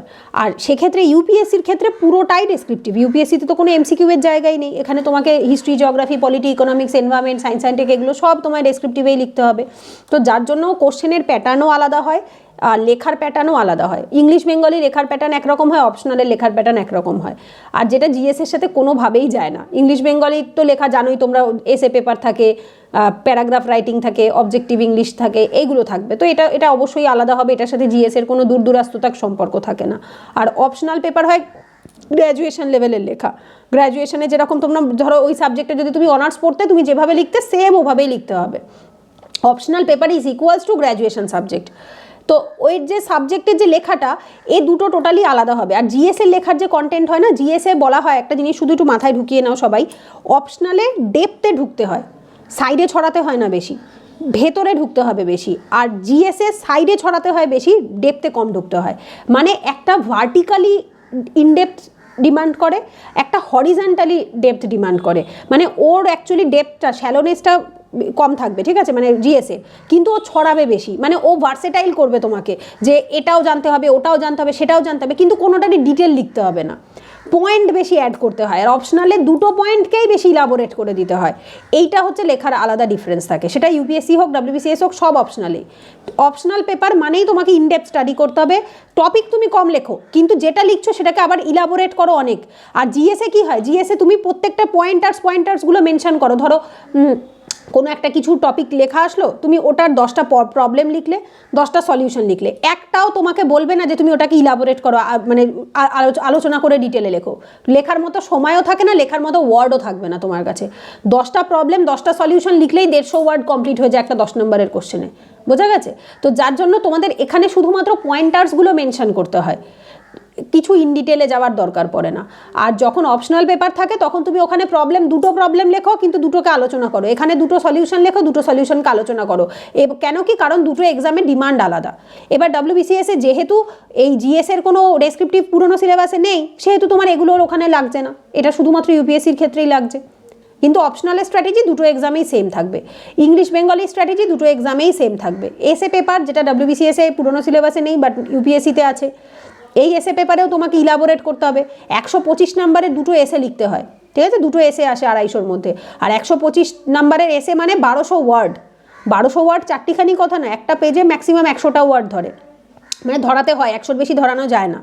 তো 1200 ওয়ার্ড মানে 12টা পেজ তোমায় লিখতে হবে। আর যদি ওখানে 10টা মতো পেজ দেওয়া থাকে, তো মিনিমাম 1000টা ওয়ার্ড তো মিনিমামই লিখতে হয়। আর যদি বেশি লিখতে পারো তো 1200, 1000 থেকে 1200 ওয়ার্ড। এবার 1000 থেকে 1200 ওয়ার্ড একটা টপিকে লেখা চারটিখানি কথা নয়, সেই সাবজেক্টের অনেক মানে পুঙ্খানুপুঙ্খ সেই ডিটেল থেকে একদম সাবটেল ডিটেলের ভীষণভাবে দরকার হয়। এবং তার মানে 360 অ্যাঙ্গেল থেকে, যে তার এটা হলে কি হবে, তার ওটা হলে কি হবে, পুরোটা আলোচনা করে সেখানে লিখতে হবে এসে পেপারে। আমরা আলোচনা করব ক্লাস যখন হবে এসের, সেখানে অবশ্যই বুঝিয়ে দেওয়া হয়, লিখিয়ে দেওয়া হয়। তো যার জন্য ওই সাবজেক্টগুলোতে এসএ পেপার, অপশনাল পেপার, এরা খুব ডিটেল অ্যান্সার ডিমান্ড করে। ইংলিশ বেঙ্গলি পেপার এরা হচ্ছে ডিটেল অ্যান্সার ডিমান্ড করে, এবং এরা লিখতেও হয়, এদের প্যারাগ্রাফ ফরম্যাটে লিখতে হয়। একটা টপিক ধরবে, এতটা লিখবে, আবার প্যারা চেঞ্জ করবে, এতটা লিখবে। জিএস এর কোশ্চেনে এরকম হয় না। জিএস এর কোশ্চেনে শুধু হেডিং 1 2 3 4 করে 10টা পয়েন্ট লিখলাম, আবার এখানে 1 2 3 4 করে 10টা পয়েন্ট লিখলাম। যত ভার্সেটাইল করবে এবং ওখানে বেশি অ্যাড করতে পারবে। Numbering is very important, psychological impact ফেলে। যত দেখবে যে তুমি 10টা পয়েন্ট লিখেছো, বাহ, ভালো নাম্বার দিয়ে দেবে। যেই দেখবে তুমি 5টা পয়েন্ট লিখেছো, নাম্বার হাফ দিয়ে দেবে, ঠিক আছে? Psychological impact. যার জন্য আমি সবসময় বলি বুলেট ইউজ করো না, টিকও ইউজ করো না, বক্সও ইউজ করো না, 1 2 রোমান 1 2 ইউজ করো, ঠিক আছে? রোমান 1 2 ইউজ করো। এবিসিডির থেকেও বেশি সাইকোলজিক্যাল ইম্প্যাক্ট ফেলে 1 2। এবিসিডিও একটা টাইমের পর গিয়ে আর লোকে গোনে না, কিন্তু 1 2 থাকলে লোকে ইজিলি গুনে দেয়, ঠিক আছে? তো যার জন্য সবসময় সাইকোলজিক্যাল ইম্প্যাক্টটা বুঝে আমাদের অ্যান্সার রাইটিং করা উচিত, যে যিনি কপি চেক করছে তার সহজ কোনটা হবে। অলওয়েজ এইটা থিঙ্ক করতে হবে যে কপি চেক করছে যিনি, তাকে একটু কষ্ট কমাবো। আর তুমি যদি তার কষ্ট কমিয়ে দাও, সে যদি সহজে কপিটা চেক করে ফেলতে পারে, তার যদি অত বেশি খাটতে না হয়, অটোমেটিক সে তোমায় নাম্বার দেবে। যদি তোমার হাতের লেখা খারাপ হয়, তুমি যদি কাটাকাটি বেশি করো, তুমি যদি মানে এমনভাবে মানে ঘিজি করে লিখেছো, ওনার কপি চেক করে ইভ্যালুয়েট করে লেখার মতো জায়গা নেই। আমরা তো কপি চেক করি, দেখি কিছু স্টুডেন্ট লেখে, মানে একটা স্টুডেন্ট ছিল, ও পড়ে না এখন আর, জানুয়ারি, তোমাদের আগের বছরে 2025-এর জানুয়ারির ব্যাচটায় পড়তো, প্রায় 6 মাস 7 মাস পড়েছে। তারপর ছেলেটি পড়া ছেড়ে দেয় বোধহয় অক্টোবরে, চাকরি করতো, চাকরির সাথেই পড়তো ছেলেটি, পরে আর টাইম ম্যানেজ করতে পারতো না। তো ও একটা 15 নম্বরের কোশ্চেন এক পাতায় ধরিয়ে দিত, খুব খুদি লেখা। আমি বারবার ইভ্যালুয়েট করে বলেছি যে তোমার হাতের লেখা ছোট, আমি মানছি, কিন্তু যখন তুমি লিখছো আমার জন্য কিছু স্পেস রাখো, আমি নাহলে ইভ্যালুয়েটটা করবো কোথায়? কোনো জায়গা না থাকলে টিচার লিখবে কোথায়? সাইডে জায়গা ছাড়তে হয়। যার জন্য ইউপিএসসির যে কপিগুলো হয়, দেখবে 4-5 থেকে মার্জিন টানা থাকে। কেন থাকে? যাতে যিনি কপি চেক করবে তাকে একটু লেখার জায়গা দিতে হবে। তোমরা যে দুটো লাইন লিখবে তার মাঝখানে স্পেস ছাড়তে হবে, নাহলে আমি যদি ভুলও লেখো, আমি কারেকশনটা করে লিখবোটা কোথায়? তো যত পরিষ্কার পরিচ্ছন্ন থাকবে খাতা, যত ভালো লেখা থাকবে, পরিষ্কার থাকবে, কন্টেন্ট হয়তো হাই লেভেলের নাও হতে পারে, কিন্তু তুমি যদি যে কপি চেক করছে তার সুবিধার্থে আন্ডারলাইন করে দাও, 1 2 ফরম্যাটে লিখে দাও, তাকে গুনতে হলো না। অনেক ছেলেমেয়েরা থাকে না, বুলেট লেখে, তখন টিচারকে গুনতে হয় যে কটা পয়েন্ট লিখেছে। এটাতে টিচারের সময় বেশি যায়। টিচারের ইভ্যালুয়েটারে যদি সময় বেশি যায়, তার নেগেটিভ মার্কিং হবেই। সে তোমাকে 6 দেবে না, সে 5.5 দেবে। ওই একই লেখা একজন 1 2 দিয়ে লিখবে, তাকে 6 দেবে। ঠিক আছে? সো সবসময় always think from the psychological point of view of a evaluator, যে ইভ্যালুয়েট করছে তার সুবিধা হবে তো আমার লেখাটা পড়ে, তার অসুবিধা হবে না তো কপিটা চেক করতে। এই ভাবনা থেকে যদি অ্যান্সার রাইটিং করো নাম্বার বেশি পাবে। আর যেটা ইউপিএসসির ক্ষেত্রে খুব অ্যাপ্লিকেবল। ডাব্লিউবিসিএসে এই জায়গাটা থাকে কম, ডাব্লিউবিসিএসের পুরোনো সিলেবাসে তো এমসিকিউ, বোঝা গেছে? জিএসের 4টে পেপার তো এমসিকিউ, তো সুতরাং জিএসের কোশ্চেনে তোমার লেখার জায়গা নেই, রয়েছে শুধু অপশনাল আর ইংলিশ বেঙ্গলি, আর সেটাতে তো পয়েন্টার্সের দরকার পড়ে না, সেটাতে প্যারাগ্রাফ ফরম্যাট লেখার দরকার পড়ে। তো প্যাটার্ন দুটো জায়গাতে এইখানে আলাদা। জিএসের সাবজেক্টের ক্ষেত্রে স্ট্র্যাটেজিটা আলাদা হয়, একটা এমসিকিউ হয়, একটা ডেসক্রিপটিভ হয়।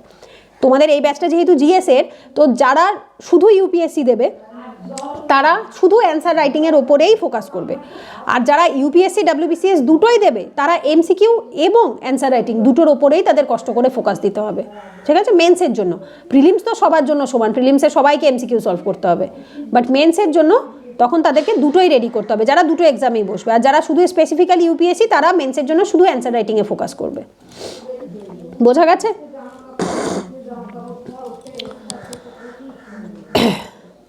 আচ্ছা, আর কারোর কোনো কোশ্চেন থাকলে বলবে।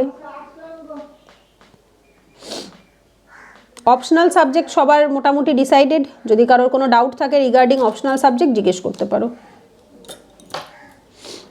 ম্যাম জিওগ্রাফি অপশনাল কোথা থেকে পড়লে ভালো হয়? তুমি কি দিল্লির কোনো কোচিং থেকে করতে চাইছো না নিজেই রেডি করে নেবে? আমার কোনো বেঙ্গলি করতে চাইছেন, বেঙ্গলি ভার্সনে জিওগ্রাফি অপশনাল বিশ্বজিৎ স্যার করান, আর বিশ্বজিৎ মণ্ডল স্যার, উনি ওই টপার্স গ্রুপ ডাব্লিউবিসিএস বোধহয় একটা ইউটিউব চ্যানেল আছে, আমি ওনাদের কয়েকবার প্রমোশন করেছি।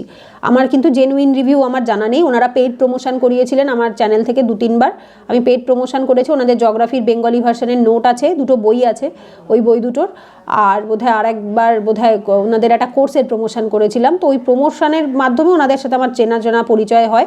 তো ওই বিশ্বজিৎ মণ্ডল স্যার যিনি আছেন উনি জিওগ্রাফি অপশনাল বেঙ্গলি ভার্সনে পড়ান, ঠিক আছে? এছাড়া ইংলিশ ভার্সন তো ইউপিএসসিতে তো অনেক আছে দিল্লিতে, বাট বেঙ্গলি ভার্সনে এখানে তুমি ওনাকে খোঁজ করে দেখতে পারো। ওনাদের প্রাইস কেমন কি মনে খুব একটা আইডিয়া নেই আমার, ওই তাও 5,000 টাকা ধরে রাখো মিনিমাম, 4 থেকে 5,000, কারণ আজ থেকে বছর 2-3 আগে করিয়েছি, 2022-23 সালে করেছি, তো তখন তো ওরকমই ছিল, 3-4 হাজার টাকা মতো হয়তো ছিল, এখন কত কি হয়েছে বলতে পারবো না। একবার ওনাদের ইউটিউব চ্যানেলে সার্চ করে দেখো, toppers group WBCS Biswajit Mondal geography, এরকমভাবে সার্চ করলে পেয়ে যাবে, ঠিক আছে? তো ওনার যদি তোমার ডেমো ক্লাস দেখে পছন্দ হয়, ক্লাস আমি নিজে কখনো জেনুইনলি দেখিনি, তো আমি জাস্ট প্রমোশনের পারপাসেই বুক রিভিউ করেছিলাম ওনাদের বই দুটোর। বইগুলো খারাপ না, এবার বিষয়টা হয় কি মানুষ যখন পড়ে তখন মিক্সড রিভিউ দেয়, কেউ কমেন্টে লিখেছে খুব ভালো, স্যাররা খুব ভালো, আবার কেউ কমেন্টে লিখেছে যে ভালো না। এবার বিষয়টা হচ্ছে কি নিজের এক্সপিরিয়েন্স না থাকলে বলাটা মুশকিল। তুমি একবার সার্চ করে ওনাদের চ্যানেলটা ঘেটে কিছু ভিডিও দেখো, যদি তোমার ডেমো ক্লাস পছন্দ হয় সেক্ষেত্রে তুমি জয়েন করতে পারো, ঠিক আছে? ডেমো ক্লাস দেখে নাও আগে, দেখে তারপর জয়েন করো, ঠিক আছে? ওনাদের যে কোচিং আছে ওখানে হয়তো অন্যান্য সাবজেক্টের বেঙ্গলি ভার্সন অপশনাল তোমরা পেতে পারো, একটু খোঁজ করে দেখো, ঠিক আছে? কারণ ওনাদের কোচিংটা বড় কোচিং। মানে সিস্যাটটা কোথা থেকে করলে ভালো হয়, যেটা ম্যাথ আর রিজনিং আছে? ম্যাথ রিজনিং এই মুহূর্তে তুমি কোন বছর এক্সাম দেবে? 27, তাই তো? হ্যাঁ 27, তো এখন এই 26-এরটা কোর্সটা স্টার্ট হবে, চাইলে এখন করে ফেলতে পারো, আমি সবাইকেই বলবো। কেন বলছি, কারণ হচ্ছে যাদের মনে হচ্ছে ম্যাথ রিজনিং অতটা ভালো না, বছরের শেষে 4-5 মাসে পেরে উঠবে না, তারা 1 বছর আগে করে নিতে পারো, ঠিক আছে? 1 বছর আগে। যারা 27, 28, 29 দেবে তাদের বলছি না, যারা 27-এ দেবে, তারা 26-এ করতে পারো, যারা 28-এ দেবে তারা 27-এ করবে, যারা 29-এ দেবে তারা 28-এ করবে, 1 বছর আগে করে নেবে। কারণ ওই ধরো তোমার ওই এক্সামের একদম মুখে তখন না আর ম্যাথ রিজনিং হয়তো রেডি করার আর সময়ও থাকবে না, চাপ হয়ে যাবে, তখন মনে হবে আরে আমি জিএস রিভিশন করবো না, এখন নতুন করে ম্যাথ রিজনিং শিখবো।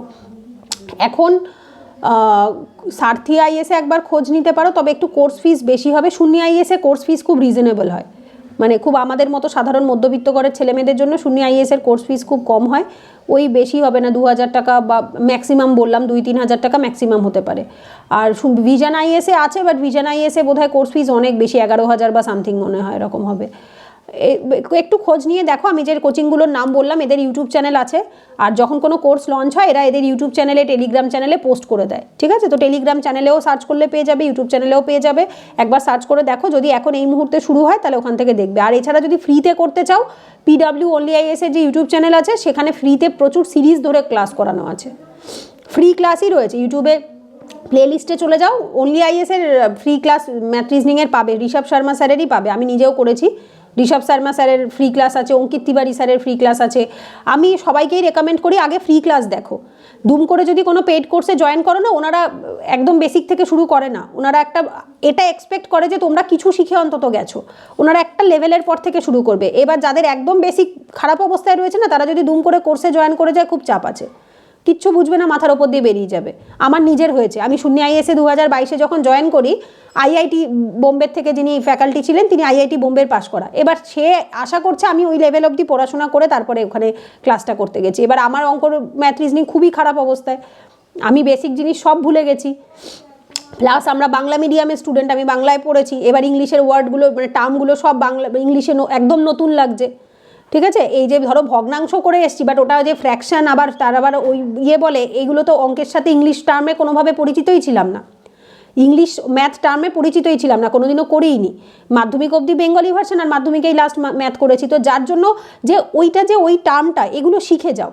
এক একটা ইংলিশের ম্যাথের আলাদা আলাদা টার্ম হয়, জিএসের টার্ম আর ম্যাথ রিজনিংয়ের টার্ম কিন্তু এক নয়। ইংলিশ শেখা মানে এই নয় যে সে সব টার্মের মানে জানবে না। যেমন আমি ইংলিশ অনার্সের একটা ওয়ার্ড বলবো, সেটা হয়তো ম্যাক্সিমাম ছেলেমেয়ে জানবে না যে ইংলিশ অনার্স পড়েনি। আবার ম্যাথের একটা স্টুডেন্ট যদি একটা টার্ম বলে, হয়তো আমি জানবো না। তো যার জন্য আগে ম্যাথের কিছু বেসিক টার্ম, আমরা যেগুলোকে যোগ, গুণ, ভাগ, বিয়োগ, ভগ্নাংশ, তারপরে হচ্ছে লব, হর, এগুলো বলি অঙ্কে, সেইগুলোকে ইংলিশে কি বলে সেটা জানাটা ইম্পর্টেন্ট।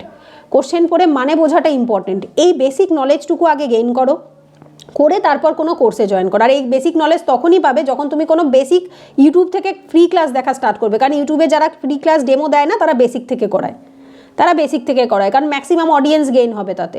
স্ট্যান্ডার্ড লেভেল থেকে করালে ছেলেমেয়েরা দেখবেই না। তো যার জন্য ইউটিউব থেকে আগে কিছু ফ্রি ক্লাস দেখো, দেখে একটু অভ্যস্ত হয়ে তারপর 2-3 মাস পরে আবার একটা কোনো পেইড কোর্সে জয়েন করো। ঠিক আছে, যদি এখনই শুরু হয়ও না, ফেব্রুয়ারি মার্চের দিকেই হয়তো শুরু হবে।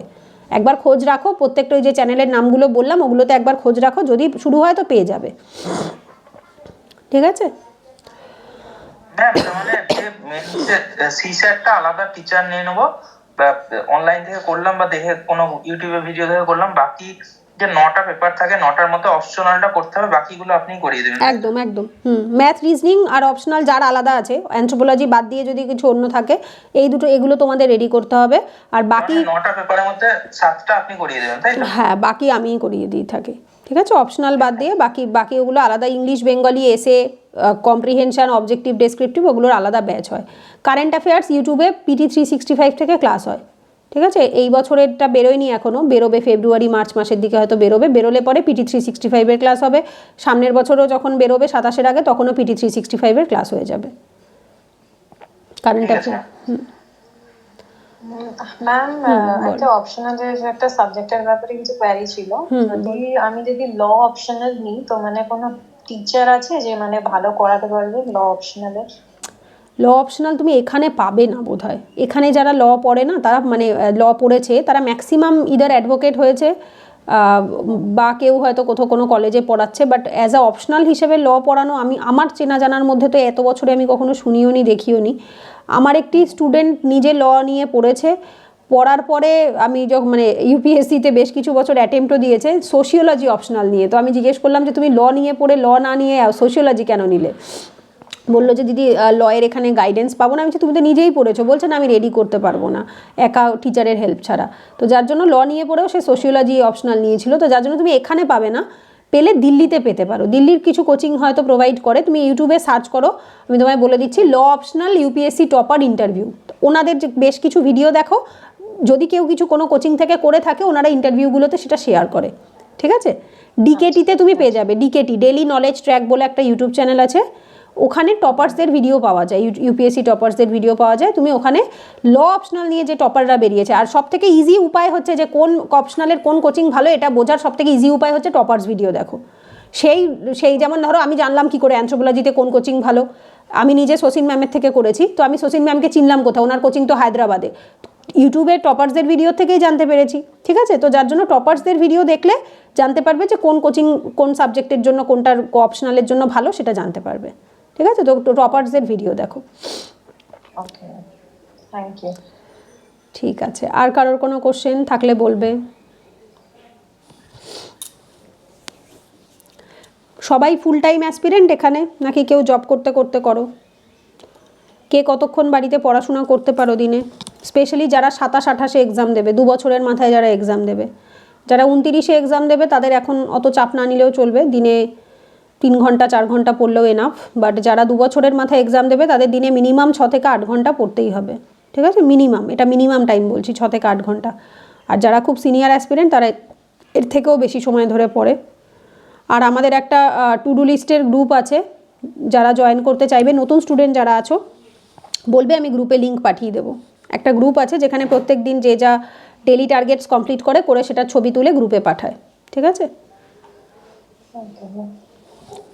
ওখানটাতে তোমাদের যার যা, ধরো তুমি আজকের দিনে যতটুকু পড়লে, আর সামনে ছোট ছোট বক্স মতো দেবে, দিয়ে আজকে এটা কমপ্লিট হয়ে গেছে, আর যেটা কমপ্লিট হবে না সেটা ক্রস কত পার্সেন্টেজ হলো প্রত্যেক দিন। ওটা পুরনো স্টুডেন্ট যারা, সব ব্যাচেরই ওটা স্টুডেন্ট মিলানো থাকে, সেই আজ থেকে 6 বছর আগের ব্যাচ থেকে শুরু করে। তো 2019 সালের ব্যাচের স্টুডেন্ট থেকে শুরু করে 26 অবধি সব ব্যাচের স্টুডেন্টরা ওখানে মোটামুটি, যাদের আগ্রহ আছে, ঠিক আছে? সবাই তো জয়েন করে না, যারা টু ডু লিস্ট শেয়ার করতে চায়, একটা কম্পিটিশনের মধ্যে থাকতে চায় যে হ্যাঁ প্রত্যেকদিন আমিও অন্যেরটা দেখবো, ওরাও আমারটা দেখবে, যে তাহলে একটা কি থাকে, অ্যাকাউন্টেবিলিটি থাকে, যে না আমাকে জবাবদিহি করার একটা ব্যাপার আছে, আমাকে পড়তে হবে, আমার বন্ধুরা আমারটা দেখছে, আমার কম্পিটিটাররা আমারটা দেখছে। তো যারা মনে করবে যে এটার সাথে যুক্ত হতে চাইবে, বলবে, আমি গ্রুপটা লিঙ্ক পাঠিয়ে দেবো, ওখান থেকে জয়েন করে যাবে। প্রত্যেক দিন সকাল থেকে যা যা পড়ছো সেটা যতটা কমপ্লিট হচ্ছে সেটা টিক দিয়ে গ্রুপে পাঠিয়ে দেবে। এতে আমিও দেখতে পাবো তোমরা কে কতটা বাড়িতে পড়াশোনা করছো, একটা লায়াবিলিটি তোমাদেরও থাকবে, আমারও থাকবে, তার মধ্যে একটা পড়াশোনাটা ঠিকঠাক হবে। Okay ma'am, I am interested. ঠিক আছে, আমি গ্রুপে পাঠিয়ে দেবো লিঙ্কটা, জয়েন করে যাবে। ওখানে রাত্রি, সারাদিন যা পড়ছো রাত্রিবেলা ঘুমাবার আগে 10টা-11টার দিকে ওটা সেন্ড করে দেবে। ওকে ওকে। হ্যালো দিদি, শোনা যাচ্ছে? হ্যাঁ হ্যাঁ বলো, শোনা যাচ্ছে। দিদি, আমি আসলে 2027-এর জন্য প্রিপারেশন নিয়ে পড়ছিলাম, তোমার কাছে প্রায় 2 বছর হয়ে গেছে আমি সিএনসিআরটি ব্যাচ থেকে পড়ছি। হ্যাঁ হ্যাঁ জানি। তো এখন আমার ফিনান্সিয়াল কন্ডিশন এতটাই খারাপ হয়ে গেছে যে আমি মাঝখানে ভেবেছিলাম গিভ আপ করে দেবো, কিন্তু আমি এখনো গিভ আপ করিনি। তো দিদি এখন আমি নতুন একটা টার্গেট নিয়েছি যে upcoming exam, SSC MTS exam আসছে, তো আমি ওটাকে আগে টার্গেট নিয়েছি যে ওটাকে আমাকে আগে পেতে হবে, দেন আমি আমার জার্নি রিস্টার্ট করতে পারবো। আমি কি ঠিক ডিসিশন নিয়েছি দিদি? দেখো, বেসিক্যালি বুঝতে হবে আমাদের প্রত্যেকের নিজের ফিনান্সিয়াল কন্ডিশনের ওপর বেস করে আমাদের চেষ্টা করা উচিত, ঠিক আছে? তো যদি একান্তই এরকম হয় যে তোমার পক্ষে ইউপিএসসির যে পড়াশোনা, ইউপিএসসিতে দেখো মেটেরিয়াল মোটামুটি ফ্রিতেই পাওয়া যায়। মেটেরিয়াল যদি একটু কেউ কষ্ট করে পিডিএফ থেকে পড়ে নিতে পারে, প্রিন্ট আউট না করে, তাহলে তার মোটামুটি কাজ চলে যায়, ঠিক আছে? তো বেসিক যদি তুমি নিজে একান্তই মাসে 500-1000 টাকার মতো খরচ হয়, ধরো আমার এখানে 500 ফিস থাকে, আর তোমার ধরো এক্সট্রা বই টই কেনা বা কিছু থাকে, যদি আরও 500 টাকা গেল, তার বেশি মাসে 1000-এর বেশি ইউপিএসসির জন্য খরচ হয় না, অ্যাটলিস্ট আমার ব্যাচ থেকে তো হয়ই না। তো সেক্ষেত্রে যদি সেটুকুও তুমি ম্যানেজ করতে না পারো, আগামী 1 বছর ম্যাক্সিমাম হয়তো লাগলো তোমাদের, যদি সেটুকুও না পারো, সেক্ষেত্রে তুমি একটা যে কোনো সার্ভিসকে চুজ করতে পারো, সেটা এমটিএস হোক বা কোনো প্রাইভেট জব হোক। কিন্তু হ্যাঁ, এরকম কোনো একটা সার্ভিসকে চুজ করতে হবে, বা এরকম কোনো একটা জবকে চুজ করতে হবে যেটাতে তোমার হাতে কিছু সময় থাকে, ঠিক আছে? কিছু সেজন্য আমি এমপিএসটাকে প্রেফার করছি, ওর জব প্রোফাইলটা দেখেছি, হ্যাঁ। ওখানে ডিউটি হয় না, এবং প্রচুর ছেলেরা ওখান থেকে ওই জবটা নিয়ে পরবর্তীকালে সিজিএল ক্র্যাক করে এবং ইনকাম ট্যাক্স অফিস ডক্টর হতে পারে। একদম একদম, চাপ কম থাকে। এমটিএস তো মাধ্যমিক লেভেলের, তো যার জন্য চাপটা কম থাকে। হ্যাঁ, তো সেক্ষেত্রে তোমার এক্সাম কবে? মার্চ মাসে? না, এক্সাম ফেব্রুয়ারিতে। বাড়িতে সেটার জন্য আলাদা করে প্রিপারেশন নিচ্ছ ঠিকঠাকভাবে? অ্যাকচুয়ালি আমি ডিসেম্বর থেকে পুরো ইউপিএসসিটা স্টপ করে দিয়েছি, শুধুমাত্র এমটিএস এর জন্য প্রেফার করেছি। ঠিক আছে, করো। ফেব্রুয়ারিতে তো এক্সাম, এমন তো কিছু বেশি লেট নেই। তো টিল ফেব্রুয়ারি অবধি তুমি একদম ডেডিকেটেড হয়ে জান প্রাণ লাগিয়ে এক্সামটা দাও। যদি পাস হয়ে যায় খুব ভালো কথা, কোনো অসুবিধা নেই, তুমি এটাই জয়েন করবে, তার সাথে তোমার ফার্দার যতটুকু ইউপিএসসি কন্টিনিউ করতে পারবে কন্টিনিউ করবে। আর যদি একান্তই না হয়, সেক্ষেত্রে তুমি তখন এটা টার্গেট রাখতে পারো যে আমাকে যেভাবেই হোক 26-এ ইউপিএসসিতে বসতে হবে, প্রিলিমসটা অন্তত পাস করতে হবে। 26-এ যদি তুমি ইউপিএসসি প্রিলিমসে পাস করো, আমি তোমাকে একটা ইনকামের অপশান বলে দিচ্ছি।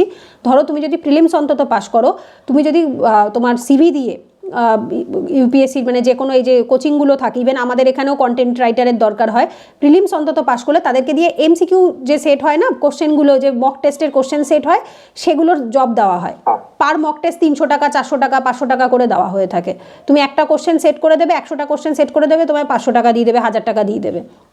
ঠিক আছে? যে তো আমার আসলে ফিনান্সিয়াল প্রবলেম বলতে মানে বাড়িতে ফিনান্সিয়াল প্রবলেম, যে এরকম নিজে 500 টাকা দিতে পারবো না, এরকম না। মানে বাড়িতে বাবার বয়স হয়ে গেছে, আচ্ছা তো আচ্ছা, আমাকে পুরো দায়িত্বটা বুঝতে নিতে পেরেছি, হচ্ছে। মানে তোমাকে সংসার চালাবার একটা যে প্রেশার রয়েছে সেইটা রয়েছে। আচ্ছা আচ্ছা, গট ইট, মানে পড়াশোনা চালানোর থেকেও মেন হয়েছে সংসার চালানোর প্রেশারটা রয়েছে মাথার উপরে। ঠিক আছে, তাহলে তোমাকে একটু বড় কিছুই ভাবতে হবে, মানে একটা সার্ভিসের কথাই ভাবতে হবে। ইদার গভর্নমেন্ট সার্ভিস হোক, সেটা group A B D C D লেভেলের হলেও হবে, অথবা প্রাইভেট জবের ক্ষেত্রেও হবে। তো সেক্ষেত্রে তুমি চেষ্টা করো এমটিএস যেন হয়ে যায়। হ্যাঁ, একান্তই যদি না হয় তখন তুমি অন্য কোনো কাজের চেষ্টা করো। কাজের আমি বলবো না যে একদম পুরোপুরি দায়িত্ব এড়িয়ে গিয়ে শুধু পড়ো, না। তাহলে তুমি এক কাজ করতে পারো, যদি হয়ে যায় খুব ভালো, যদি না হয় তুমি পার্ট টাইম জবের সাথে পড়াশোনাটা চালু রাখতে পারো। যদি এইবারে এমটিএস না হয়, ফের আপকামিং এমটিএস আসবে জুন জুলাই মাসে। আচ্ছা আচ্ছা, এটা কি মানে বছরে দুবার হয়? বছরে দুবার কন্ট্যাক্ট করে। আচ্ছা আচ্ছা, একবারই করে। এই এমটিএসটা 2025 এর এমটিএস, ও আচ্ছা আচ্ছা, হচ্ছেই লেটে। আচ্ছা আচ্ছা, বুঝতে পেরেছি। ঠিক আছে, 2026 আবার আসবে 2000 জুলাই করে, 2026 জুলাই। আচ্ছা আচ্ছা, তাহলে তো খুবই ভালো। ঠিক আছে, এটা তবু চেষ্টা আছে। ঠিক আছে, তুমি যেরকম জিএস যেটুকু সাইডে চলছে চলুক, অসুবিধা নেই। তুমি এখন ফোকাস করে এক্সামের জন্যই পড়ো। ঠিক আছে? ফাইন্যান্সিয়াল বার্ডেন দেখো, মাথার উপর ফাইন্যান্সিয়াল বার্ডেন নিয়ে বিরাট বড় স্বপ্ন দেখে আমাদের কোনো লাভ নেই। যেটা বাস্তব সেটা বাস্তব। পেটে যদি ভাত না থাকে কোনোদিনও মুখ দিয়ে পড়া বেরোয় না। ঠিক আছে? বাস্তবের মাটিতে ভেবে তারপরে আমাদের ডিসিশন নেওয়া উচিত। সবার সিচুয়েশান সমান থাকে না। যদি ধরো কারো নিজের পড়াশোনা চালানোর মতো পয়সা নেই, সেটা আলাদা কথা, যে আমি সেটার জন্য অপশান আমি বলে দিতে পারি যে মাস গেলে 1000-2000 টাকা রোজগার করার মতো অপশান আমার কাছেও অ্যাভেলেবেল আছে। কিন্তু যদি কারো সংসার চালাবার মতো হেডেক থাকে, যে মাস গেলে 10,000 টাকা তাকে মিনিমাম 10-15 হাজার টাকা তাকে আনতেই হবে সংসার চালাবার জন্য, তাহলে তাকে কোনো একটা কাজের ব্যবস্থাই করতে হয়। কিন্তু বিং আ স্টুডেন্ট যদি কেউ মনে করে যে আমি সাইড ইনকাম কিছু করতে চাই, আমার পড়াশোনার খরচ চালাতে চাই, সে অপশান আমার কাছেও অ্যাভেলেবেল থাকে। কিন্তু যদি কারো সংসার চালাবার বিষয় আসে, তাহলে সেক্ষেত্রে ইদার প্রাইভেট জব অথবা কোনো সরকারি চাকরি হলেও ছোটোখাটো লেভেলে যেটা তাড়াতাড়ি হয়ে যাবে সেরকমটার দিকে ফোকাস করা আগে ভালো। পেয়ে গেলে ফিনান্সিয়াল সিকিউরিটিটা যখন একটু হলেও স্টেবল হয়, তখন একটা মনে শান্তি থাকে, নিশ্চিন্ততা থাকে, তখন তুমি পড়তে পারবে। ঠিক আছে? এখন মাথার মধ্যে সেই হেডেকটা নিয়ে তুমি চাইলেও মন দিয়ে পড়তে পারবে না। তো তুমি এখন টার্গেট করো ফেব্রুয়ারির যেন এমটিএস হয়ে যায়। হলে খুব ভালো, যদি না হয় যেভাবেই হোক জুন জুলাইয়েরটা পেতেই হবে। এই টার্গেটটা নিয়ে চলো। ঠিক আছে। তাহলে যেটা আমি কি ইউপিএসসি যে 2027 টাকা টার্গেট নিয়েছিলাম, তাহলে ওর জন্য কি মানে পুরোটা বন্ধ? তো মানে কারেন্ট অ্যাফেয়ার্সটা দেখা হয় বন্ধ? কারেন্ট অ্যাফেয়ার্সটা বন্ধ দাও, জিএসটা পড়ো। কেন বলছি? হ্যাঁ, জিএসটা রেডি করতেই হবে একদম। কারেন্ট অ্যাফেয়ার্সটা আমি সবাইকে বলি, কারেন্ট অ্যাফেয়ার্স আগেই করার দরকার নেই। ধরো তোমার অ্যাটেম্প্ট পিছিয়ে গেলে তোমার জিএস তো সেমই থাকবে, জিএস হেল্প করবে। কারেন্ট অ্যাফেয়ার্স বদলে গেলে আবার সেই নতুন করে কারেন্ট অ্যাফেয়ার্স পড়া। কারেন্ট অ্যাফেয়ার্স বছরের শেষে পিটি 365 থেকেও কভার করে নিতে পারবে। যদি সারা বছর জিএস রেডি থাকে না, বছরের শেষে পিটি থেকে করে নেবে। আর কারেন্ট অ্যাফেয়ার্স 20% কোশ্চেন আসে, 80% তো স্ট্যাটিক কোশ্চেন আসবে। ঠিক আছে? তো যার জন্য 80%-এর ওপর ফোকাস রাখো আগে, আর তারপর 20% কোশ্চেন রেডি হয়ে যাবে। কিন্তু 80%ই যদি কনসেপ্ট ক্লিয়ার না হয়, কারেন্ট অ্যাফেয়ার্সেও কিন্তু স্ট্যাটিকের কনসেপ্টের ওপর বেস করেই আসে। যার স্ট্যাটিকের কনসেপ্ট রেডি নেই, সে কারেন্ট অ্যাফেয়ার্স কিছু বুঝবেই না। তো আগে স্ট্যাটিকের কনসেপ্ট রেডি করো। যেরকম ব্যাচে এখন ইকোনমি এনভায়রনমেন্ট চলছে, তুমি শুধু স্ট্যাটিক বইগুলো রেডি করে যাও। আর তার সাথে এটা আমি তোমায় বলে দিচ্ছি, মোটামুটি তুমি ধরো দিনে যদি 10 ঘন্টা পড়ো, 12 ঘন্টা পড়ো, ঘন্টা 2-1 মতো তুমি এই ইউপিএসসির জন্য পড়ো, আর বাকি 8 ঘন্টা 10 ঘন্টা এমটিএসের জন্যই পড়ো। মানে ওই দিনের মোটামুটি 20%-30% টাইম এদিকে দাও, 80% টাইম ওপাশেই দাও। যেহেতু সামনে এক্সাম রয়েছে, ওটাকেই বেশি সময় দাও। ঠিক আছে, আর কারোর কোনো কোশ্চেন থাকলে বলতে পারো।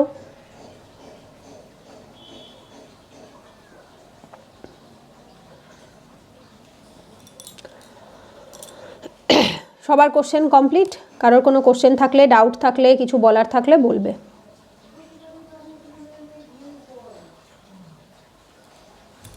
কালকে তোমাদের 10টা থেকে ক্লাস আছে। কালকে ইউটিউব আনলিস্টেড লাইভে প্রথম দিনের ক্লাস হবে।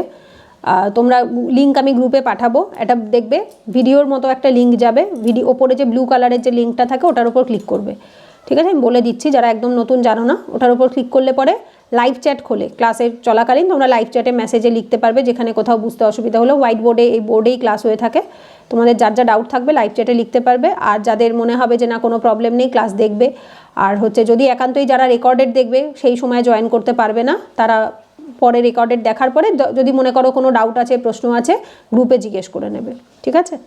আর আজকের এই ক্লাসটা কমপ্লিট হওয়ার টেলিগ্রামে প্রোভাইড করা এই গ্রুপটাতেই, যে গ্রুপে পাঠানো হয়েছে এই গ্রুপেই দেওয়া হয় সব। নোট থেকে, ক্লাসের লিঙ্ক থেকে, আলোচনা যাবতীয় যে ইনফরমেশনস দেওয়া হয় সব এই টেলিগ্রাম গ্রুপটাই খেয়াল রাখবে, পিন করে রাখবে, এটা ওপরে থাকবে, তাহলে তোমাদের দেখতেও সুবিধা হবে। ঠিক আছে? তো এখান থেকেই সমস্ত ইনফরমেশন দিয়ে দেওয়া হয়। ঠিক আছে, তাহলে আর কারোর কোনো কোশ্চেন নেই? ক্লাস কমপ্লিট করছি, থাকলে বলতে পারো, হ্যাঁ টাইম আছে, যদি তোমাদের কোনো কোশ্চেন থাকে বলতে পারো।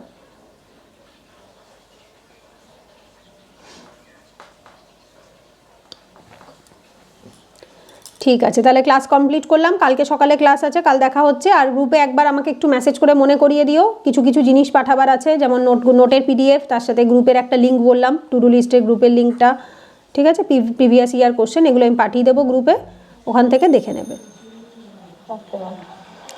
ঠিক আছে, ক্লাস কমপ্লিট করলাম, হ্যাঁ সবাইকে, ঠিক আছে।